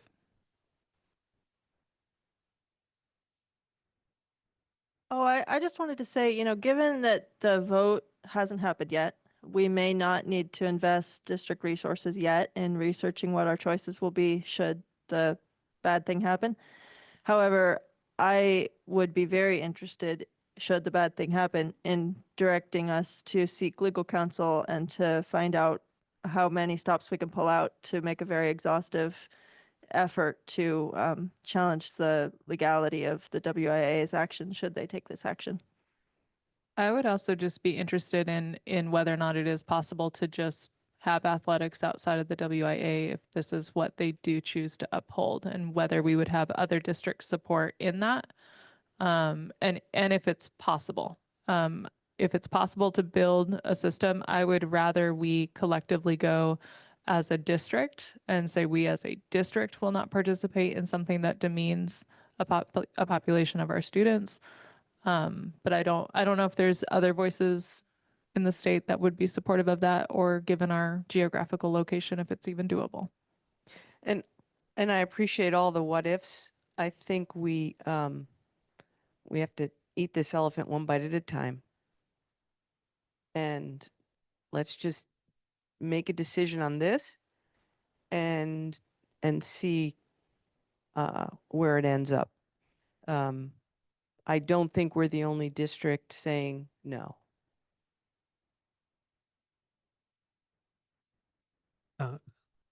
Couple more questions and thoughts. Similar to how extracurriculars are student driven, Amendment 8 would open a new league, a non-gender binary league. Is this something that I guess it's a question for three people or anybody. Has anybody heard students asking for a non-gender binary league? I have not heard them asking for that. I have heard it referred to as separate but equal, and so that makes it unequal. But no, I've not heard that kind of request. John, have you? No. Again, it's a very, this is a principled conversation. The impact, it doesn't matter how small or big the impact is, right? If the impact's small and you'd only had 10 students saying, I want a separate league, or I need accommodation, there's still 10 people that we care about. So no, I have not heard that request to run a separate program. I've heard more about girls flag football than I have run a separate program. Thank you. So I read the amendments cover to cover, including the appendices. And in one appendix, it says assigned sex describes the sex a person was given at birth based on their anatomy, which is a little concerning to me if that's the tiebreaker for slotting students into the league. Because help me here on the dais, think of a way to assign students and break ties without anatomy checks. Like it seems well, like and it gets we very would be in a- specific. You need a physician's note. But again, if we keep sort of going in this circle, students are not students, babies. You would think it would be a more integrated process, but babies are assigned gender at birth based on what you're looking at. We wish they would do it based on all of the other pieces and let somebody develop, but they do it based on what they see. And there are so many examples of what you see is not what a person's gender is, even if you go with the biological definition. So we're getting way in the weeds on our policy says it's based on their gender and gender expression. And People get caught up in there's two sexes, male and female, right? No, it's a spectrum. And that's been demonstrated over and over. So again, I think this board has already in its policy made it very clear as to the direction of the district. And I think this conversation is very important because it makes sure that we are all on the same page and reinforcing it to our students who care very deeply about equity and this issue. I wonder if there's a possibility of sending in our vote with a strongly worded comment about the conflict that a yes vote on these would have with their stated commitments and with law and with human dignity, and just really deliver our no with a resounding call for justice, so that they realize the threat to the stability of their association that they would undertake if they went yes on this. I would be happy to work with 2 board members on that letter and send it from the district. I would be happy to help with that letter. I think a lot of good language probably already exists in the letter of support that Director Greenherron took the lead on some weeks ago.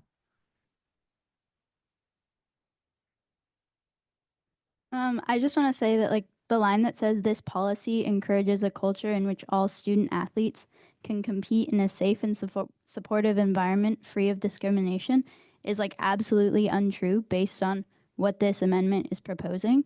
And I think the effects of this amendment would just be so detrimental to student mental health and physical health. And I just think it's something that would be irreversible.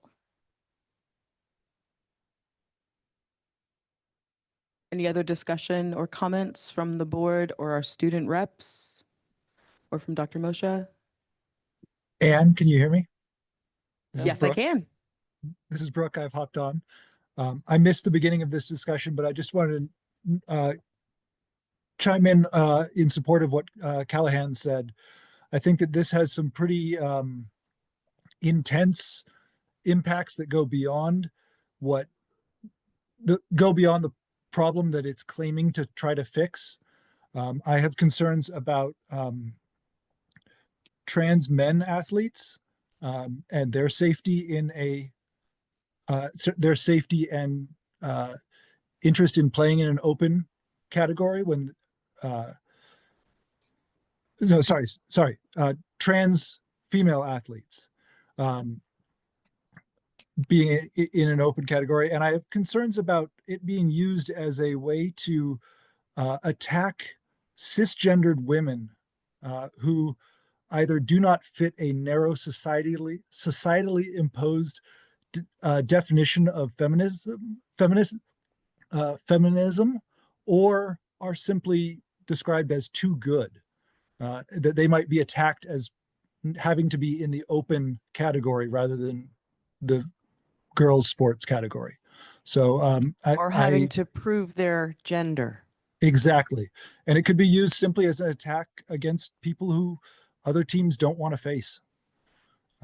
We've actually seen similar to that in the Olympics with the Algerian boxer who is cisgendered and female and yet was despicably attacked as not simply because she was good at her sport.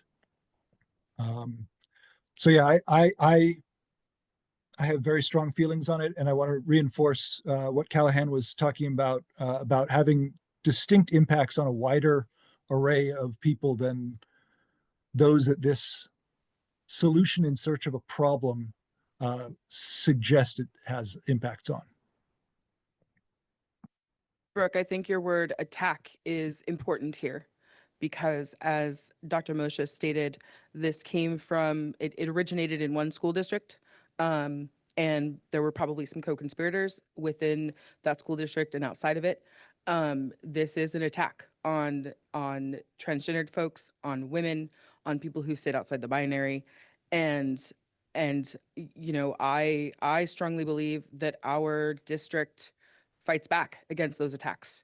And just by being and following the law and practicing social and emotional learning and a culture of care. And so I can't imagine a world where I would say yes to either of these amendments.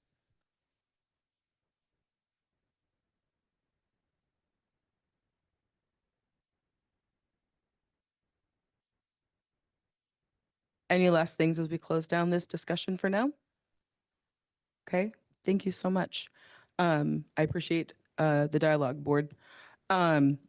Moving on to the last thing in our presentation section, our student board members report. All right. So starting it off in the high school, Southwood, we sent 8 wrestlers to state this year at the Tacoma Dome. And if you guys haven't seen any pictures of the Tacoma Dome during wrestling, it's insane. It's really huge competitions there. Going off of that, one of our wrestlers, Kaylee Baker, placed second in state, which is amazing and such a wonderful celebration. Boys swim placed 8th overall in all 1A and 2A schools. The Falcons Nest opened on February 13th, and they're selling smoothies, and they're open on Tuesdays and Thursdays. Spring sports start next week: track, tennis, soccer, golf, baseball, and softball. And then there's a taco party next Wednesday for Spanish Club to celebrate Carnival wrapping up. Recently, there was some pictures of the bond, new things coming and the facilities coming, hung on the wall in the main hallway of the school. So now during every passing period, there's at least 4 or 5 students gathered around looking. And it's kind of a really exciting moment because now everyone's seeing okay, this is actually happening. I've been getting more questions than ever about, is the track this year or next year? Is this happening soon or not? So there's a lot of hype going on about that. Students went to Seattle Model UN, which is you get a delegation and it's a whole thing. It's really fun. Now moving on to the middle school. Oh, it moved. Seattle Middle School Winter Wonderland Dance on February 8th had 88% of students in attendance. I know Ms. Phillips just kind of said this, but I want to highlight this because this is really crazy numbers for a dance, and yeah, really great numbers. Ms. Phillips also mentioned this earlier, but Southwood B Middle School U.S. History students are attending Hamilton tomorrow, and I think that's a really exciting opportunity. Southwood Middle School girls basketball is in the last 2 weeks of the season, playing at home next Monday. 3/3 Cougar Wrestling is also in the midst of the winning season, competing away tomorrow in Monroe. A team has also been working to develop logos alongside the high school. That team is beginning to work on our Cougar Bond team/architects and graphic design crew to design some ideas before more students weigh in on what a future Cougar might look like. This is really exciting that students are being involved in the process and stuff. I've heard a lot of people talking about this actually from the middle school and high school students, and it's getting a lot of excitement around changes in our school. And there's also a lot of bond hype in the middle school too. So I want to highlight that. Okay, and lastly, at the elementary school, the PTA is putting on the Glow Party this Friday for students and families, and it is completely sold out, which is amazing. The ASB is planning a daffodil fundraiser that will benefit a local nonprofit organization.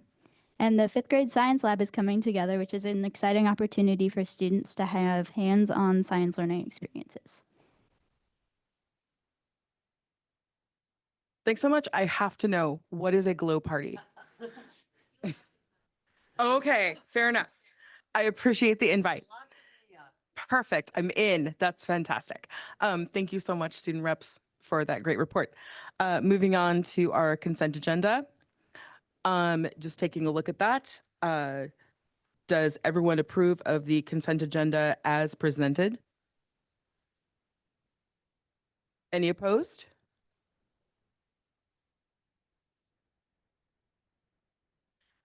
So if we have an opposed, is that a discussion? You do not oppose. Okay. Yes. Yes. Because Brooke, stop me if I'm wrong, but it's because we are a small board, so there are rules for that. Yes, and Fantastic. usually with the consent agenda, it's just, are there any objections to approving the consent agenda as presented? Perfect. And then, Thank you, my yes, mentor. and that is Appreciate because it. we're a small board. Fantastic. So hearing and seeing no changes, it is approved as posted. All right, moving on to our public comment section. Again, if you're live in the room and you'd like to offer a comment, Christy has our list here, and we do have some comments online as well, quite a few, which is great to see all these folks wanting to share their thoughts. Again, this is not a question and answer or a dialogue space. This is a space where we are listening and appreciating the fact that you are here and offering your thoughts to us or your questions to us, but we will not be responding with an answer or a dialogue.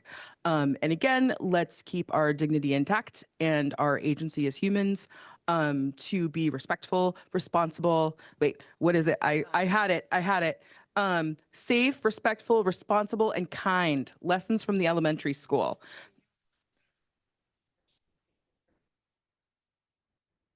Yeah, we could totally do that. Thank you. And everyone can have up to 5 minutes. And I've got my timer over here. Christy, who's first on our list here live?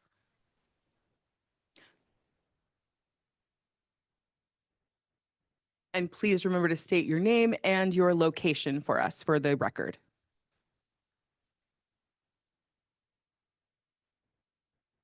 Wendy Gabeline. All right. So last meeting I wasn't able to attend because of an academic requirement, but I did listen to the meeting and I was just really frustrated within the first 20 minutes. I think we spent about 2 hours discussing things that are kind of up in the air. And if I would have been a board member, I would have said, you know, let's table this until we have direction. We spent 2 hours talking about policies and changes that we may have very little control over. I hear a lot of passion. I hear a lot of concern. I hear a lot of personal perspectives. But let's keep in mind why we're having this discussion. It's not because the world is shifting. It's because we have a different individual that's leading the world right now. And how many years is he going to be there, right? So a lot of the things we're talking about and being passionate about will continue even beyond his presidency. Thank you, Lord, right?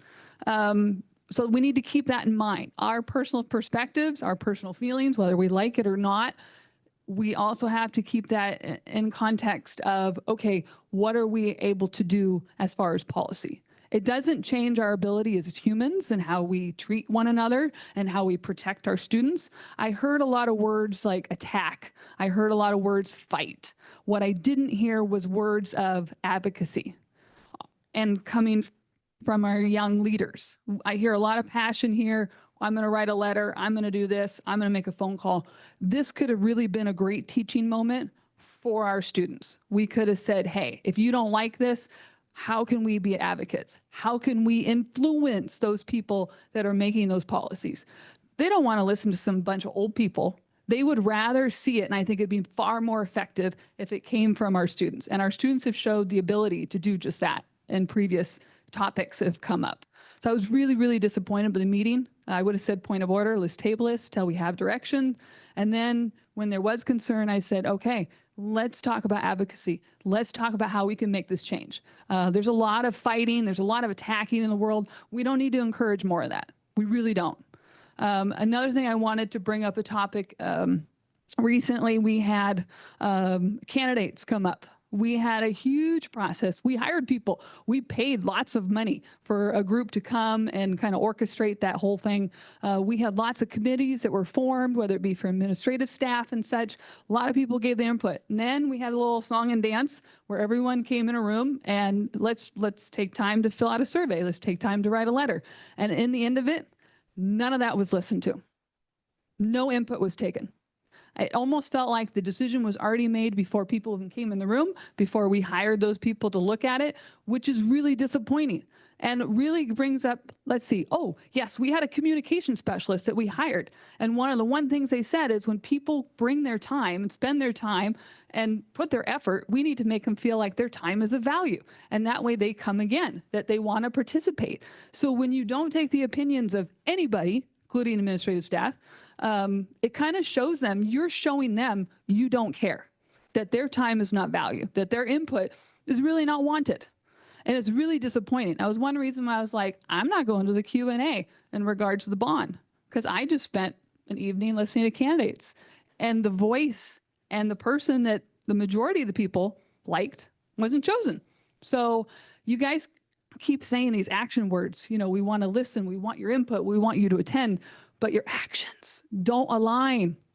Your words don't align with your actions. And that was really, really disappointing for me. I'm here for at least another 4 years. So if you don't like my opinion, there's not much I can do about it. I'm still showing up. But a lot of community members after that, they're done. They're like checked out. Administrative staff, what happened? I mean, what are we here for? And you just had a little powwow today and we're like, hey, how can we support you as far as from the staff, the teachers? Listen to them. Take their opinions. They're the ones that are working with the students. You guys sit here 2 days out of the week. You're inactive with the students a couple of days out of the month. They're in the classroom every single day. Parents in the community, we're with our students a lot. So our input should have some weight. And that to me was just another action that your words don't align. So as far as these policy changes, I would really encourage advocacy, but it also takes being an example.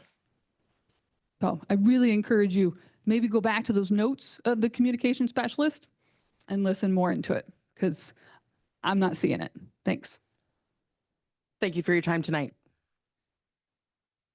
Chair, point of order. I would like the record to show that we hired a search firm. We took almost all of their advice, and that I, for one, took in a lot of input from a lot of different constituent groups before making my decision on the superintendent. Heard. Thank you. I would just like to reference the communication policy right now and I noticed you mentioned in the last public comment, you mentioned a powwow referring to a group of white people. That's usually not something you say, and it's usually harmful to Native Americans because that's a very traditional Native American thing. And as a Native American, I think I wanted to mention that real quick. Thank you for naming that. We are going to continue with the public comment just so we don't accidentally start a dialogue, but thank you for calling that in. Hello, my name is Mike Gallion. For a moment there, I thought I had just witnessed the very world's fastest disqualification show. As soon as he called my name, you brought a change of subject. I said, oh, geez, I'm out already. But anyway, I've been here on the island for over 70 years. I've been involved, actually spent every summer since 1959 in a little fishing cabin down with my parents down in Mutiny Bay. And in 1960, we moved here onto the island. And I went to Langley High School. I do kid about that I'm well adjusted, but I did get over most of it. So it was interesting listening all of the things that are being discussed today about the running of the school, and particularly the high school, because Langley High School back in the 60s was very interesting. There was some absolutely fantastic education in some departments. In other departments, it was so bad, it was embarrassing. I had to transfer colleges because although I had taken every single math and science course that they had and was National Honor Society, when I got to Whitman College, I was the only student in the engineering physics class that didn't already have 2 years of calculus.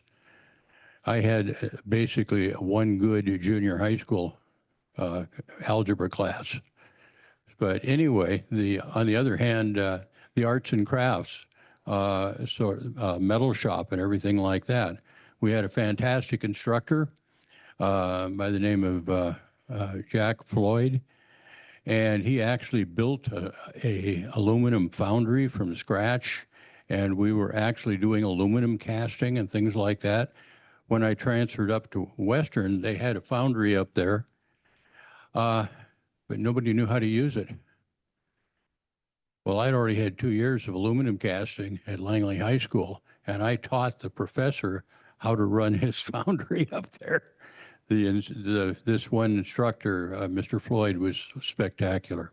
But anyway, I'm wandering around, but since I get to have 5 whole minutes, and I usually keep my mouth closed anyway, I had to wander around, and it's how much I'm enjoying seeing the work that's being done and how hard you're all working to make the school be the school I graduated from, and I'm still proud of it.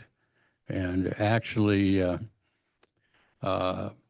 there are members here. Well, actually, there's somebody over there who learned to drive from Coach Lear, and so did I. But anyway, what I'm really here to talk about is 2 years ago, the South Whidbey District put in an application to change the zoning on the fairgrounds to allow housing. And they've run into a number of roadblocks on that project. And a number of surveys were done online, petitions were distributed, and so forth. And at least 92% or more of the general public of the South Whidbey area all were against it. Not that they were against housing, but they were against putting it on a small fairgrounds like what we have here in Langley that's so unique. And that the need for housing certainly did exist, but the fairgrounds wasn't the place. And it was interesting, the city of Langley also did a survey. Now, the surveys that we did and the petitions and everything, we averaged 92 to 93% of the population was against housing of any sort going on the fairgrounds. Langley only got 73%. But when I researched it, I found out that when I turned in a petition with 100 signatures on it, saying do not change the zoning to allow housing on the fairgrounds, they counted that as one person. So, but they still came out 73% against it. But the situation has now reached the point that the port has spent probably hundreds of thousands of dollars, certainly tens of thousands of dollars on this feasibility study.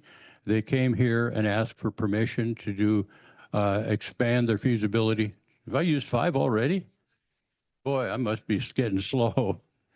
Okay, I'll try and wrap it up in 30 seconds. But anyway. Well, I'm sorry, sir, your 5 minutes is over, but you're welcome to email us. Thank you for your thoughts today. Okay. Well, anyway, tell the port that you don't want to give up land. Tell them in writing. Thank you for your thoughts today, my friend. I'm sorry, I'm going to have to ask you to sit. We've got other folks who would like to speak. Thank you so much. Christy? Can we take a couple of online and then go back to in person? Yes, absolutely. Thank you. We'll start then with, sorry, Mr. Rose, we'll get to you shortly. Thank you. I'm going to read a few of these comments online. The first is from Coach Meg Gluckman, uses she, her pronouns, and is from Langley. I'd like to submit a comment. Having read the proposed amendments, I encourage the board to vote against the WIAA amendments and to continue to support our students in choosing to participate in sports according to their self-identified gender. Thank you, Meg Gluckman. I'm going to keep going down the list here. I see Belinda Griswold here. I don't see their location. So if they could add that down lower, that would be great. And so moving on really quickly to, let's see, still going through these and making sure I see, yes, M. Monroe and J. Watkins. They are from Coopville, and they have posted 2 comments. The first one, we are here to encourage and support all kids in the district and on the island and ask the district to vote no on the amendments. Continue to support all students in participating in activities according to their self-identified gender. And going down to their second comment, since we have them here, I'm sorry, we commented above without our location. We're south of Coopville, north of Greenbank. I have participated as a Rotarian in awarding Educators of the Year and also awarding scholarships to seniors, M. Monroe and J. Watkins. We are here to encourage and support all kids in the district and on the island, and we ask the district to vote no on the amendments. Continue to support all students in participating in activities according to their self-identified gender. Okay, so who is next on Christie's list? And then we'll go, after Mr. Rose, we'll go back to a few of these comments online.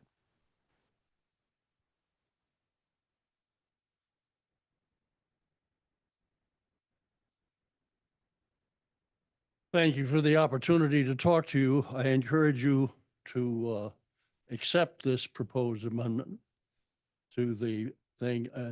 Right off the get-go, I look at these two student reps and they're different sizes and different genders. I wonder why. Why do you make a distinction between having a male and a female there? You don't make any distinction? I'm not going to engage in Looks to conversation. I me like you- apologize. It looks to me like you make a distinction. And one of the directors here played football, and I know you all. I've talked with you. You know me, so you know what I'm like. I wonder why you stopped playing football. You're still pretty big and you're very attractive, but you didn't go. You went to college too. Point of order, I do not believe it works for us under our communications policy to hear comments on the physical appearance of our directors. Thank you. Heard and noted. I'm sorry I called you pretty. I Rufus? really take it back. Mr. Rose, just please try to refrain from using any type of body identification when you're talking about people. That's what all we ask, is that we're not talking about bodies. You're welcome to talk about content, but not about people's bodies on this podium. Thank you. I have opinions that I have the right to express. You may disagree with me, but I don't like being lectured like that. You have a male and a female here. You look at them physically. If they were on the same team where contact was involved, like basketball, they may not be, but if they were, there's a huge physical difference. And that difference has caused injury. It is also to females. It has caused loss of medals. It has caused loss of championships. And you think that's okay. You don't think that harms the women that are competing but are outclassed by a body that is obviously larger, obviously stronger, obviously faster. It doesn't make any difference if you win the race, what's your gender. How come we have so, in this list that you put up on the thing, there's boys this and girls this, boys this and girls this. Why? Why not just have one team? Why not? Why don't you do that? There are obvious reasons, and you're not willing to acknowledge them. The superintendent referred a couple of times to saying it's illegal. Could you please cite the state law that says you can't do this? I'd like to know what it is.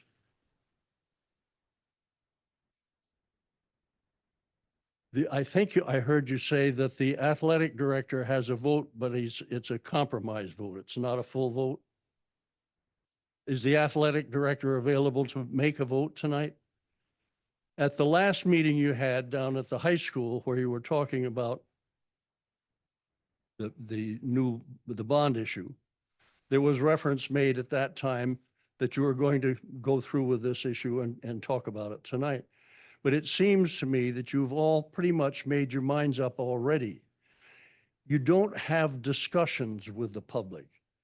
You give us the opportunity to speak, but we can't find out back and forth what your reaction is to this position or that position.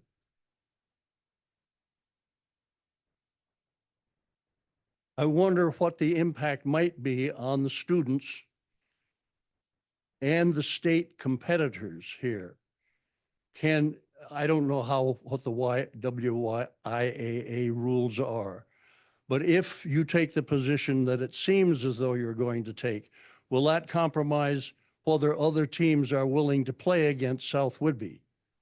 Will it be up to them? Can you force them to play with you? As you're trying to force people to do things they don't want to do. And it's because girls get hurt. They are physically dominated by men, generally speaking, enough so that they can be injured. If you do what you're apparently planning to do, and a girl on a team in South Whidbey or competing with South Whidbey is injured, who will be responsible for that? If it is just a physical force difference. How's it go now when a boy or a girl in any kind of contact sport is injured? Are there issues of lawsuits involved? I think you really, one of you spoke about clearing this with Thank you very much for your time. I have a whole laundry list. Thank you, Mr. Rose. And again, I would repeat that if you would like more information and have very specific questions, emailing one of the board members is absolutely appropriate and welcomed and invited. Going back to a couple more of our online questions, I still do have a few folks who have not shared their location with us. And so Belinda Griswold, still waiting for location from you, please. Katie's iPhone as well. She has a location. Okay, fantastic. So Katie is from Langley. And identifies as an SWES and SWMS parent. Dear School Board, I write to urge you to vote against the WIAA amendments. Please continue to support our students in choosing to participate in sports according to their self-identified gender. Thank you for continuing to support our kids and community. Okay, moving to Diana Sandoval from Freeland. Sadly and unfairly, both adults and youth who identify as transgender have been the targets of attacks of misinformation, exclusion, hate, and violence across our country. It is our duty as a community and as a school district to protect all students, including those most vulnerable. I urge the SWSD to protect the rights of trans students and to vote no on the proposed amendments to the WIAA policy on gender identity participation. Moving to Gabby, and then we'll move back to Christy's list. Gabby is from Langley, Gabby and Dallas. Thank you all for the work you are doing for the young folks in our community. We are also attending this board meeting to encourage the district to vote no on upcoming statewide amendments regarding trans youth participating in school sports. We need to uplift and support our trans students. You all have spoken tonight about closing gaps and helping students realize their potential. Trans students deserve to envision and prepare for their futures too. When they are recognized and supported by their community, their suicidality rate drops, as well as other mental health concerns. We want to make sure we are showing up for these trans students. Please vote no on these anti-trans amendments. Christy, do you have other people on your list?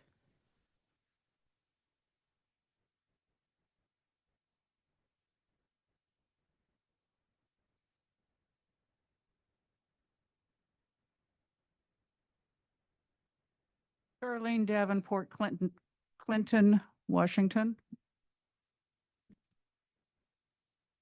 I want to urge you to vote no on the WIAA amendments. And I texted my daughter, who is the athletic director at Santa Monica High School in Santa Monica, California, with a student population of twice the size of our total school district.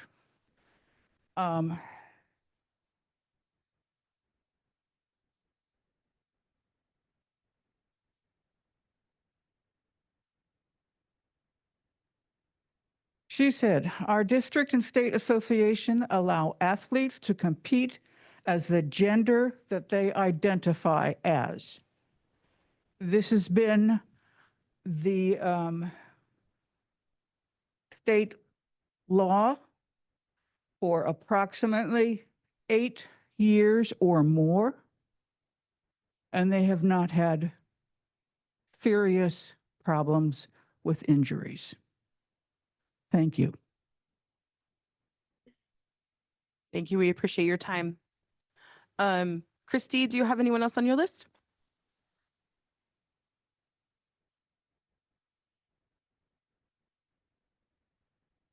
Hi, I'm Kat Hyatt. I'm from Clinton. Can you hear me? That's better if you can hold it closer to your mouth. Thank you. Gotcha. I'm Kat Hyatt from Clinton. I'm so pleased with what I'm hearing tonight. Thank you. Vote no and continue supporting. All I've got to say. Thank you. We appreciate your time. I'm going to read a couple more online here. We have one from Barbara Schiatti. My apologies if I pronounced that last name wrong, from Clinton, supporting trans students. It is not only anti-trans, but also both sexist and misogynist to specifically target trans girls. Some points of fact. Trans girls don't by default have a hormonal advantage over cis girls. Not least, estrogen hormone therapy removes a lot of the muscle strength from trans girls that trans girls would otherwise get from testosterone. Number two, trans people of any gender are more likely to be the target of violence than anyone else. Naming trans girls as a safety risk is contrafactual. The danger to cis girls in sports is typically from cis men in authority over players. Number three, segregated trans-specific teams would, simply by the numbers alone, eliminate access for would-be trans athletes and endanger them. Number four, if this were about competition, one could argue that trans men should be playing with cis girls. Clearly, the endocrine system does not actually matter to those proposing these legislative changes. In sum, this legislation isn't about either equitable competition or safety. And another secondary comment from Barbara. Still from Clinton. So grateful to all of you on your school board. Great to trust that you would have voted against the anti-trans amendments even without public support. Christy, who's next on your list?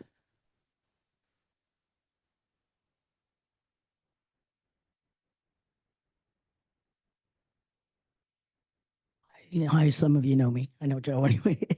I'm Wolfgang Nyland. I'm from Freeland. I'm also on the board of South Whidbey Pride. I want to thank you guys for protecting people like me that are going through high school now. When I was in high school in 1979 to 83, there were no protections. Fortunately, I had a couple of teachers who stood up for me and watched after me and friended me. As far as sports go, it's not true that women are weaker, especially in athletics, because the people who tend to seek out athletics tend to be the stronger ones. And I know as a female back in high school, I could beat any male at weightlifting, running, wrestling, judo, any of those things. I could put the weights all the way over my head and they couldn't even do that yet. So it's not a biological fact. I just want to thank you guys all. I'm continuing to do what I can to protect the youth and everyone in our community, and I'm happy to see that you are also doing that. And Joe, we would like you to be our Grand Marshal if anyone hasn't asked you yet. Thank you. We appreciate your time. Going back to Belinda Griswold and the online comments, they use she, her pronouns, and they are from Freeland. Hi, everyone. Please vote no on the WIAA proposed amendments on athletics. Please continue to support our kids to participate in sports according to their self-identified gender. This is a basic issue of fairness, and it's also a critical mental health issue. All students should be able to access athletics and contribute to their own health and the community of athletes. Thank you so much. The next one is from Melanie. There we go. Melanie Hill in the Langley area. She says, I am also here for the first time and attending via Zoom. I'm located at Sandy Point in the Langley area. I am here to support trans students in our district. I would like to ask that the district vote no on the 2 statewide anti-trans school sports participation amendments. Thank you for the opportunity to voice my opinion.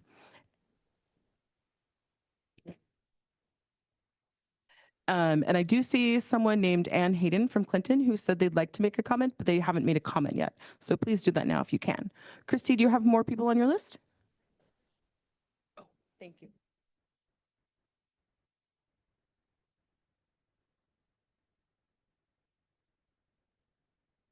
Thank you, and thank for all the work that all of you do. My name is Margaret Delp. I'm from Clinton, Washington. All 3 of my kids graduated from South Whidbey School District. They had an excellent experience. I'm here asking the board to vote no with respect to the proposed amendments to the WIAA rules. The current rules protect transgender students. They protect all students as they are currently written. They shouldn't be changed.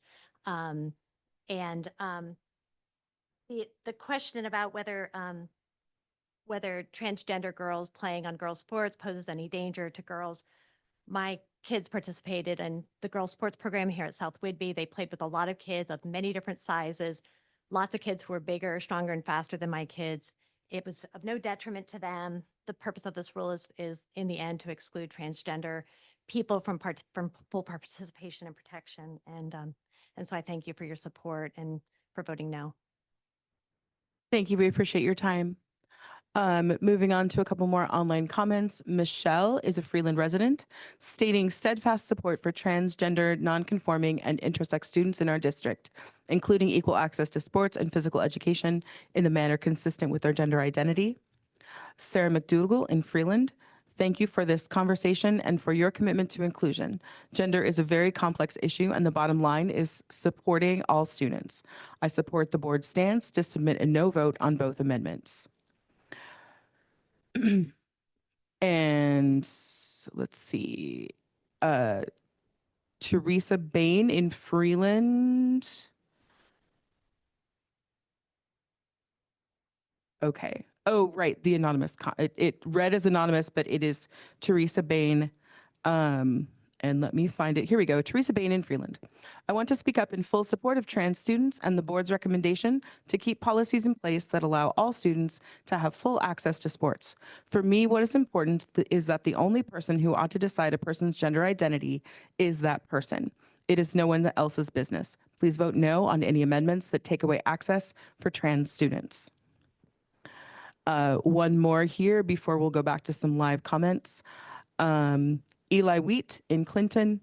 Dear SWSB, thank you for your support and work on behalf of our students and education in our district.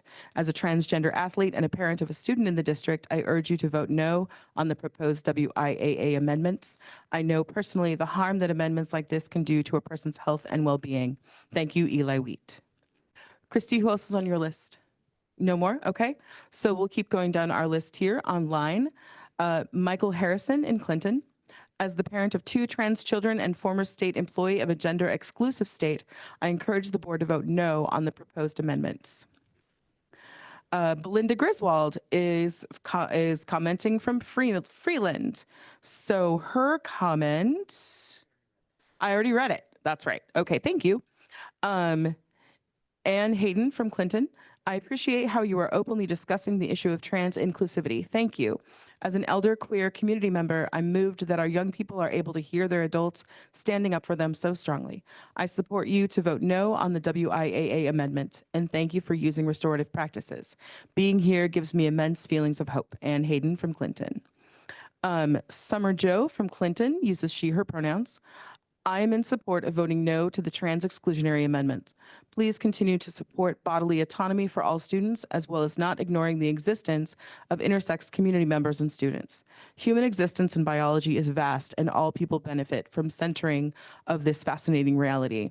Yes, as a middle sister raised between 2 brothers, I assure you, I and most little girls were and most little girls I was packed up with were far from fragile and weak. And one more moment to see if there are any more comments. I think it's 1 5-minute period for each speaker just to keep it real fair. Thank you for asking. Okay, so we're moving on here to new business. And we have invited Brooke Williford back into the room here so he can be part of the voting tonight. And so let's get set up for this. Our first memorandum, we just got a Brooke Williford Kidlet sighting. Yes. So memorandum 242518, approval of the update to SWSD policy 3424, opioid related overdose reversal. Do we have a motion on this? Point of order, we do not need a motion, as it being approved on the agenda is the motion, and we do not need a second because we are a small board. Thank you, Chair Williford. Fantastic. Is there any further discussion on this memorandum? Okay, seeing none, we can take it to a vote. Advisory, Callahan? Aye. Carter? Aye. Did I get the order wrong? No. I'll do it right next time, I promise. All those in favor of memorandum 242518, approval of the update of SWSD policy 3424, opioid related overdose reversal, please say aye. Aye. Aye. All opposed? Okay, motion passes. Memorandum passes. Moving on to B, this is a special vote. This is Memorandum 2425-24, approval of a 3-year contract with Dr. Becky Clifford, effective July 1st, 2025. And what I mean by special vote is 2 things. The first thing is that we will vote as each board member for this vote. And we also welcome Becky to our meeting, Dr. Becky. And so when the time is right, we will pop her up on Zoom. Is there any discussion about this memorandum? I know a lot of work went into crafting this contract from both the district and from Dr. Clifford. And so I just want to thank everybody who was involved in that. Thank you for that appreciation. Thank you. Any other comments or discussion? Yeah, I'd like to give a thank you to all of the students, staff, and community members who took the time to participate in the process of finalist selection. We had 276 comments across a wide array of community members, parents, staff, and students. And in each group, there was someone who thought that each candidate was perfect, which left us with a very particular problem of finding the one that we thought fit best. And I believe we've done that. And I'm very excited to put this to a vote. Thank you, Director Williford. Appreciated. Any other comments or discussion for this memorandum? Yeah, I just want to reiterate what Director Williford shared and also call out with special attention the importance of student voice in this process. Carter and Callahan, thank you for your really profound participation and support in the process and for all the ways that you helped us engage additional students in the selection and in designing the process by which we would decide together as a district. And I also want to extend that thanks to our building principals and teachers whose welcome of student voice in that process was a really important part of not just that final day, but really the whole experience leading up to this moment where we can go under contract with our new superintendent. Thank you. Appreciation for those words. Okay, seeing no other comments or discussion, we'll move to a vote and we'll begin with advisory. Carter. Aye. Oh, I am so sorry. Approval of a 3-year contract with Dr. Becky Clifford, effective July 1st through 2025. July 1st, 2025. Thank you for your patience, friends. Carter. Aye. Aye. Thank you, Callahan. Joe Greenhern. Aye. Marnie Jackson. Aye. Brooke Williford. Aye. Andrea Downs. Aye. And I vote aye. So the memorandum passes. Memorandum 2425-24, approval of a 3-year contract with Dr. Becky Clifford, effective July 1st, 2025. We're going to invite Becky to the table for a moment to give us a few words. Dr. Becky, I can see you on my screen and we're popping her up on the big screen here. Thank you for joining us this evening. You have the floor. Thank you, Director Johnson, Chair Williford, and the board members. I'm thankful for the opportunity to join virtually tonight, as I was unable to attend in person.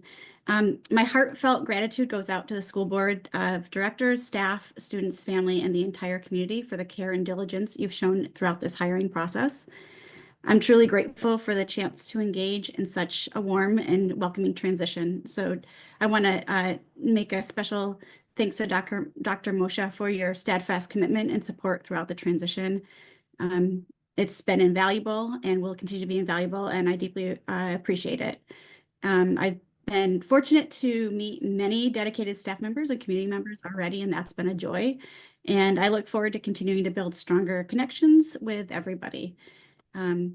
I just can say that this is a truly, truly incredible community and team, as evidenced by tonight's board meeting. And that's just one snippet of what I've been able to experience and see and learn and be a part of. And I am excited and fortunate to become part of South Whigby, and I'm eagerly anticipating officially starting on July 1st. So thank you so much. Thank you so much, Dr. Becky, for joining us this evening.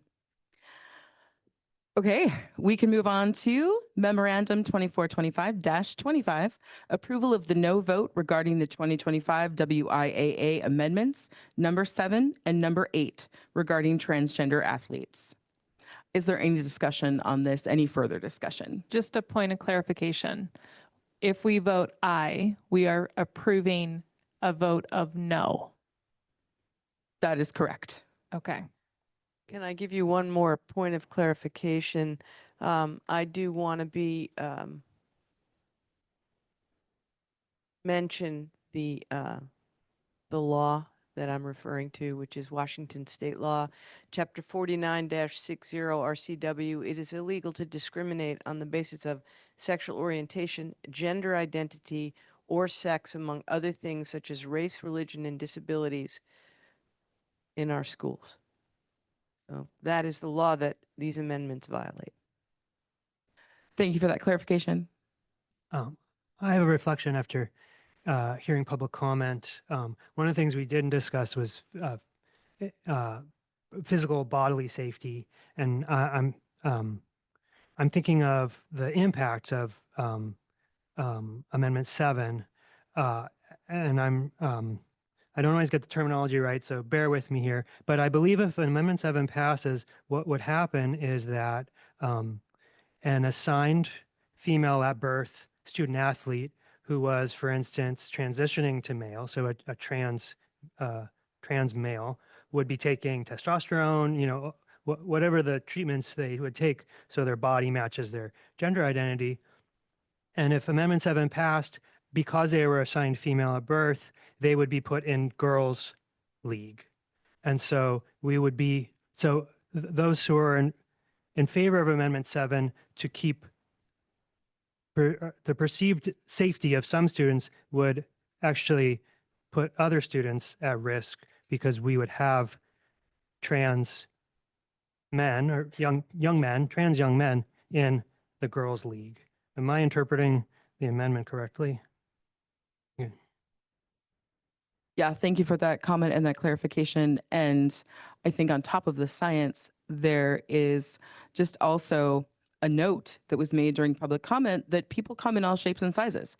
And so you can have two people who identify as cis male or cis female, and they may two very different sizes and shapes.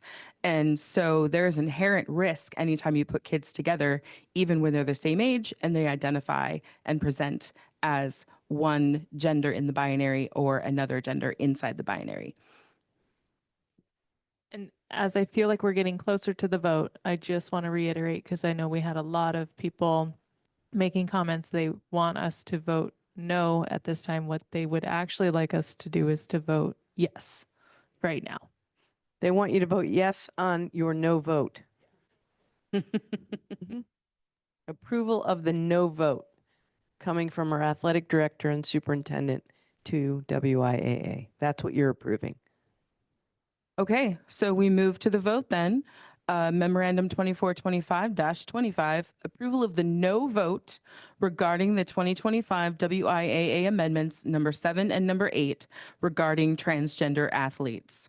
Advisory votes, Carter. Aye. Aye. Thank you for your advisory votes. All those in favor, say aye. Aye. All those opposed? Okay, the memorandum passes. We have said yes to a no vote. Moving on to Memorandum 2425-26, approval of the update to SWSD Policy 3120, enrollment. Is there any further discussion about this? We worked this during our workshop. Yes, I believe I caught all of the changes that we had with all of these policies, but please, if there's anything that I missed or that I misrepresented in how we wanted the policies to change, please be sure to let me know now. But I believe I caught all the changes. Looking toward our eagle-eyed editors over in this part of the room. Okay. If there's no other discussion, we can move to a vote. Memorandum 2425-26, approval of the update to SWSD policy 3120 enrollment. Advisory votes, please. Carter? Aye. Callahan? Aye. Thank you. All in favor to approve SWSD policy 3120 enrollment, please say aye. Aye. Aye. All opposed? Memorandum passes. Thank you. Moving on to Memorandum 2425-27, approval of the update to SWSD policy 3226, interviews and interrogations of students on school premises. Again, we have workshopped this. Any further discussion or anything from our policy person over here, Andrea? So the main change here was in the last paragraph where we removed the reference to federal policy, and we said the district supports policy that directs immigration agents to avoid questioning and arrests at sensitive locations, including schools. That would keep us in alignment with state policy and in alignment with our other policies in place. There is one extra comma at the end of the first paragraph with that All right. period. Grab it.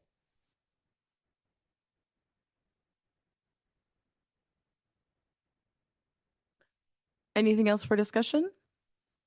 And is that comma something we need to make an amendment on and do those things, or can we just I think fix it's it? clerical. Fantastic. Clerical. Love that. Okay. So moving to a vote then on Memorandum 2425-27, approval of the update to SWSD policy 3226, interviews and interrogation of students on school premises. Advisory votes, please. Carter? Aye. Callahan? Aye. All in favor of Memorandum 2425-27, please say aye. Aye. Aye. All opposed, please say nay. Okay, memorandum passes. Thank you. Moving on to second to the last, Memorandum 2425-28, approval of the update to SWSD policy 4300, limiting immigration enforcement in schools. Any discussion or clarification on this one? I also found a stray comma in this one that I just a clerical fix. Go for it. Yeah. So I took all of your input from the last discussion, and the policy and procedure are separated here. I also checked in with legal counsel as you requested. So just the nuance here, we can control what we own in terms of this policy. So if we own a vehicle like a bus or a van, we control that space.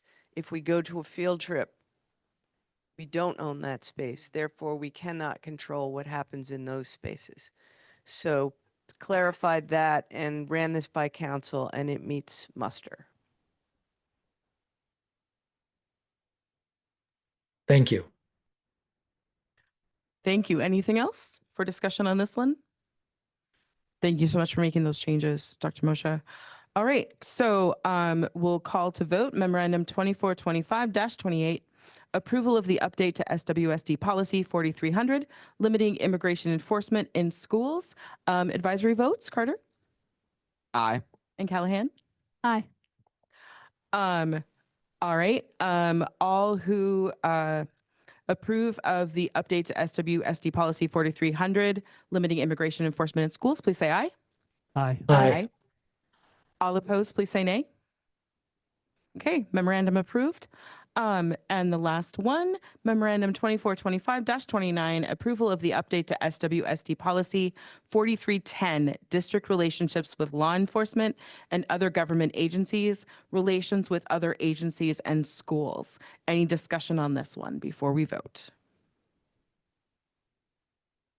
Okay, seeing none, we will move to a vote on Memorandum 2425-29, approval of the update to SWSD policy 4310, district relationships with law enforcement and other government agencies, relationships with other agencies and schools, relations with other agencies and schools. Advisory votes, please. Carter? Aye. And Callahan? Aye. Okay, all who vote for approval of the update to SWSD Policy 4310, District Relationships with Law Enforcement and Government Agencies and Relations with Other Agencies and Schools, please say aye. Aye. All opposed, please say nay. All right, memorandum is approved. Thank you so much, board members. We're now going to move on to reports. So we will give Mr. Field the floor for his financial and enrollment report. Thank you. Thank you very much. Try to buzz through this here. Can we go to the next slide, please? So the students that we picked up are still sticking around. So we're about 40 kids over budget in basic ed, 4 kids over in ALE. It's all good sign and trending upward as we continue through the year. We picked up a lot of those kids in 4th and 5th grade. We'll see that here on the next slide, or next 2 slides.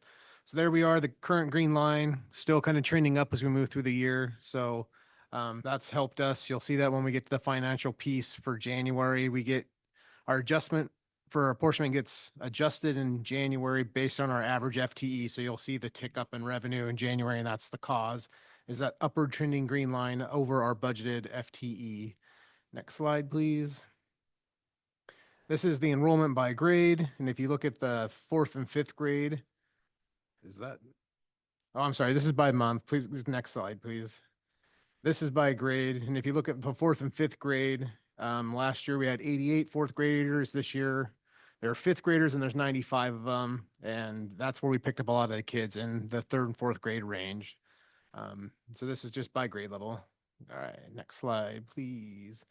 So on to our financials.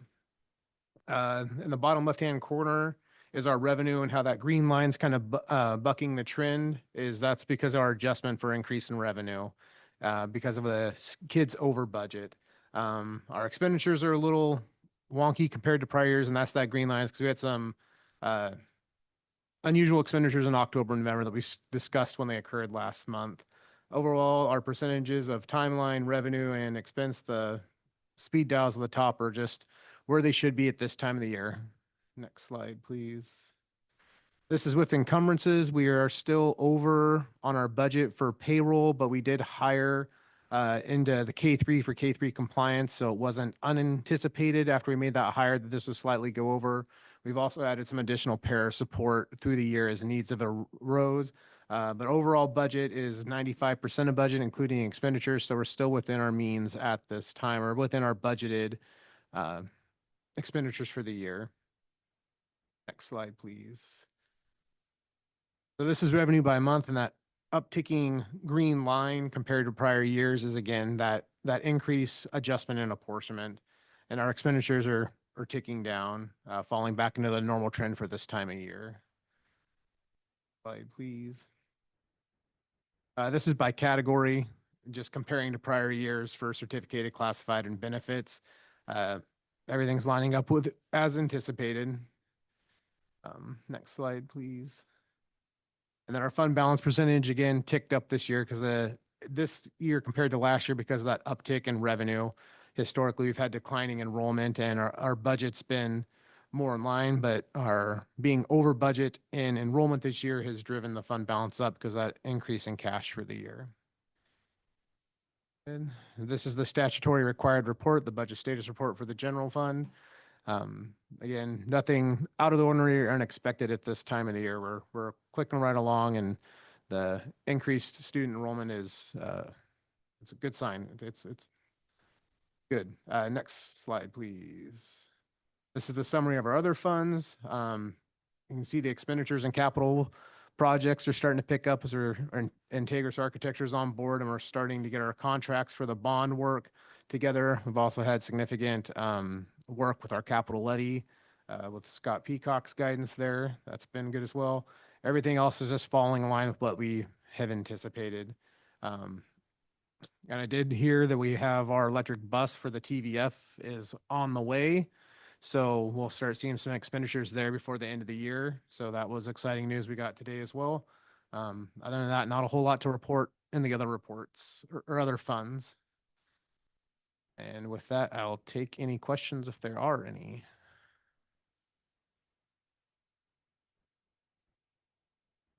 It's been a long day, but I receive your report with great appreciation. Thank you. Thank you, Mr. Field. Moving on to our superintendent's report, Dr. Moshe. So I'll continue with an accolade for our Scott Peacock. He applied for and received a grant from the Washington Schools Risk Management Pool for our freeze avoidance, $40,000 grant, which is very helpful.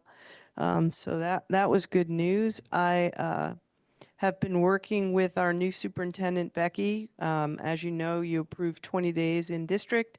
So she's been in district 2 days now. We're going off to a conference next week, and there are many more days planned in the district. She's meeting staff, and as she told you, and we're downloading everything that we've always done so she can pick a new direction and move forward. So don't want her to not know what's happened in the past so that she can plan for the future. In terms of everything going on, we had the pleasure of being hosted for lunch today on the South Whidbey Schools Foundation. They provided lunch for all the staff who wanted to join, and that was here in this room. And so that was very nice of them. They encourage teachers to apply for grants. They do fundraising, and their gala is coming up in April on the 26th at the Useless Bay Golf Club. So encourage anybody who can attend to please attend that. And everybody I've heard from in the past week is already looking forward to April break, because March is the longest month of the year. But spring sports are coming, and so is sunshine. So that's really all I have for superintendent's update. Thank you, Dr. Moshe. Any board comments or a report from our board members? I just want to briefly mention that the legislative session is still underway. My understanding is the tone is still generally that there's a lot of good work that needs to happen and not a lot of money to do it all with. So optimism for having any kind of major reform of public education funding is low, but we continue to ask for those big three as outlined and discussed in previous meetings. And additionally, protection of transitional kindergarten is not on one of those big three lists. It's not being advocated for as widely by members of WASDA and WASA. However, it is of critical importance to many districts, including ours. There's currently a House bill being considered in the Senate that does not adequately address TK for our needs. It would restrict the program rather starkly if it were passed. And so our ask to our legislators on that can be to protect TK as it stands until they can make it better and more inclusive.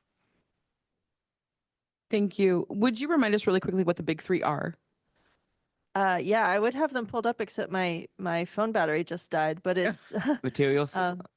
oh, would you please? Thanks. Materials, supplies, and other costs, which is like all of our schools' random stuff, transportation, buses, and special education. Nice job, Carter. Well done. Any other comments from the board? Yeah, real quickly. I was approached by the League of Women Voters to be on a panel on education funding, and I thought it would be appropriate to at least let the rest of the board know about this. If anyone feels like it should be them instead of me, no hard feelings. As the shortest tenured member of the board, I know you all have experience in education funding, and or if you have things that you would want me to bring to this panel, please feel free to contact me. I'm really glad you're doing that. Thanks. Yeah, +1 on that. Glad you're doing that. Thank you for doing that. I just want to thank everyone for offering grace this evening as I'm learning in real time, proving that people can learn new things at any age. And with no further comments or discussion, this meeting is adjourned.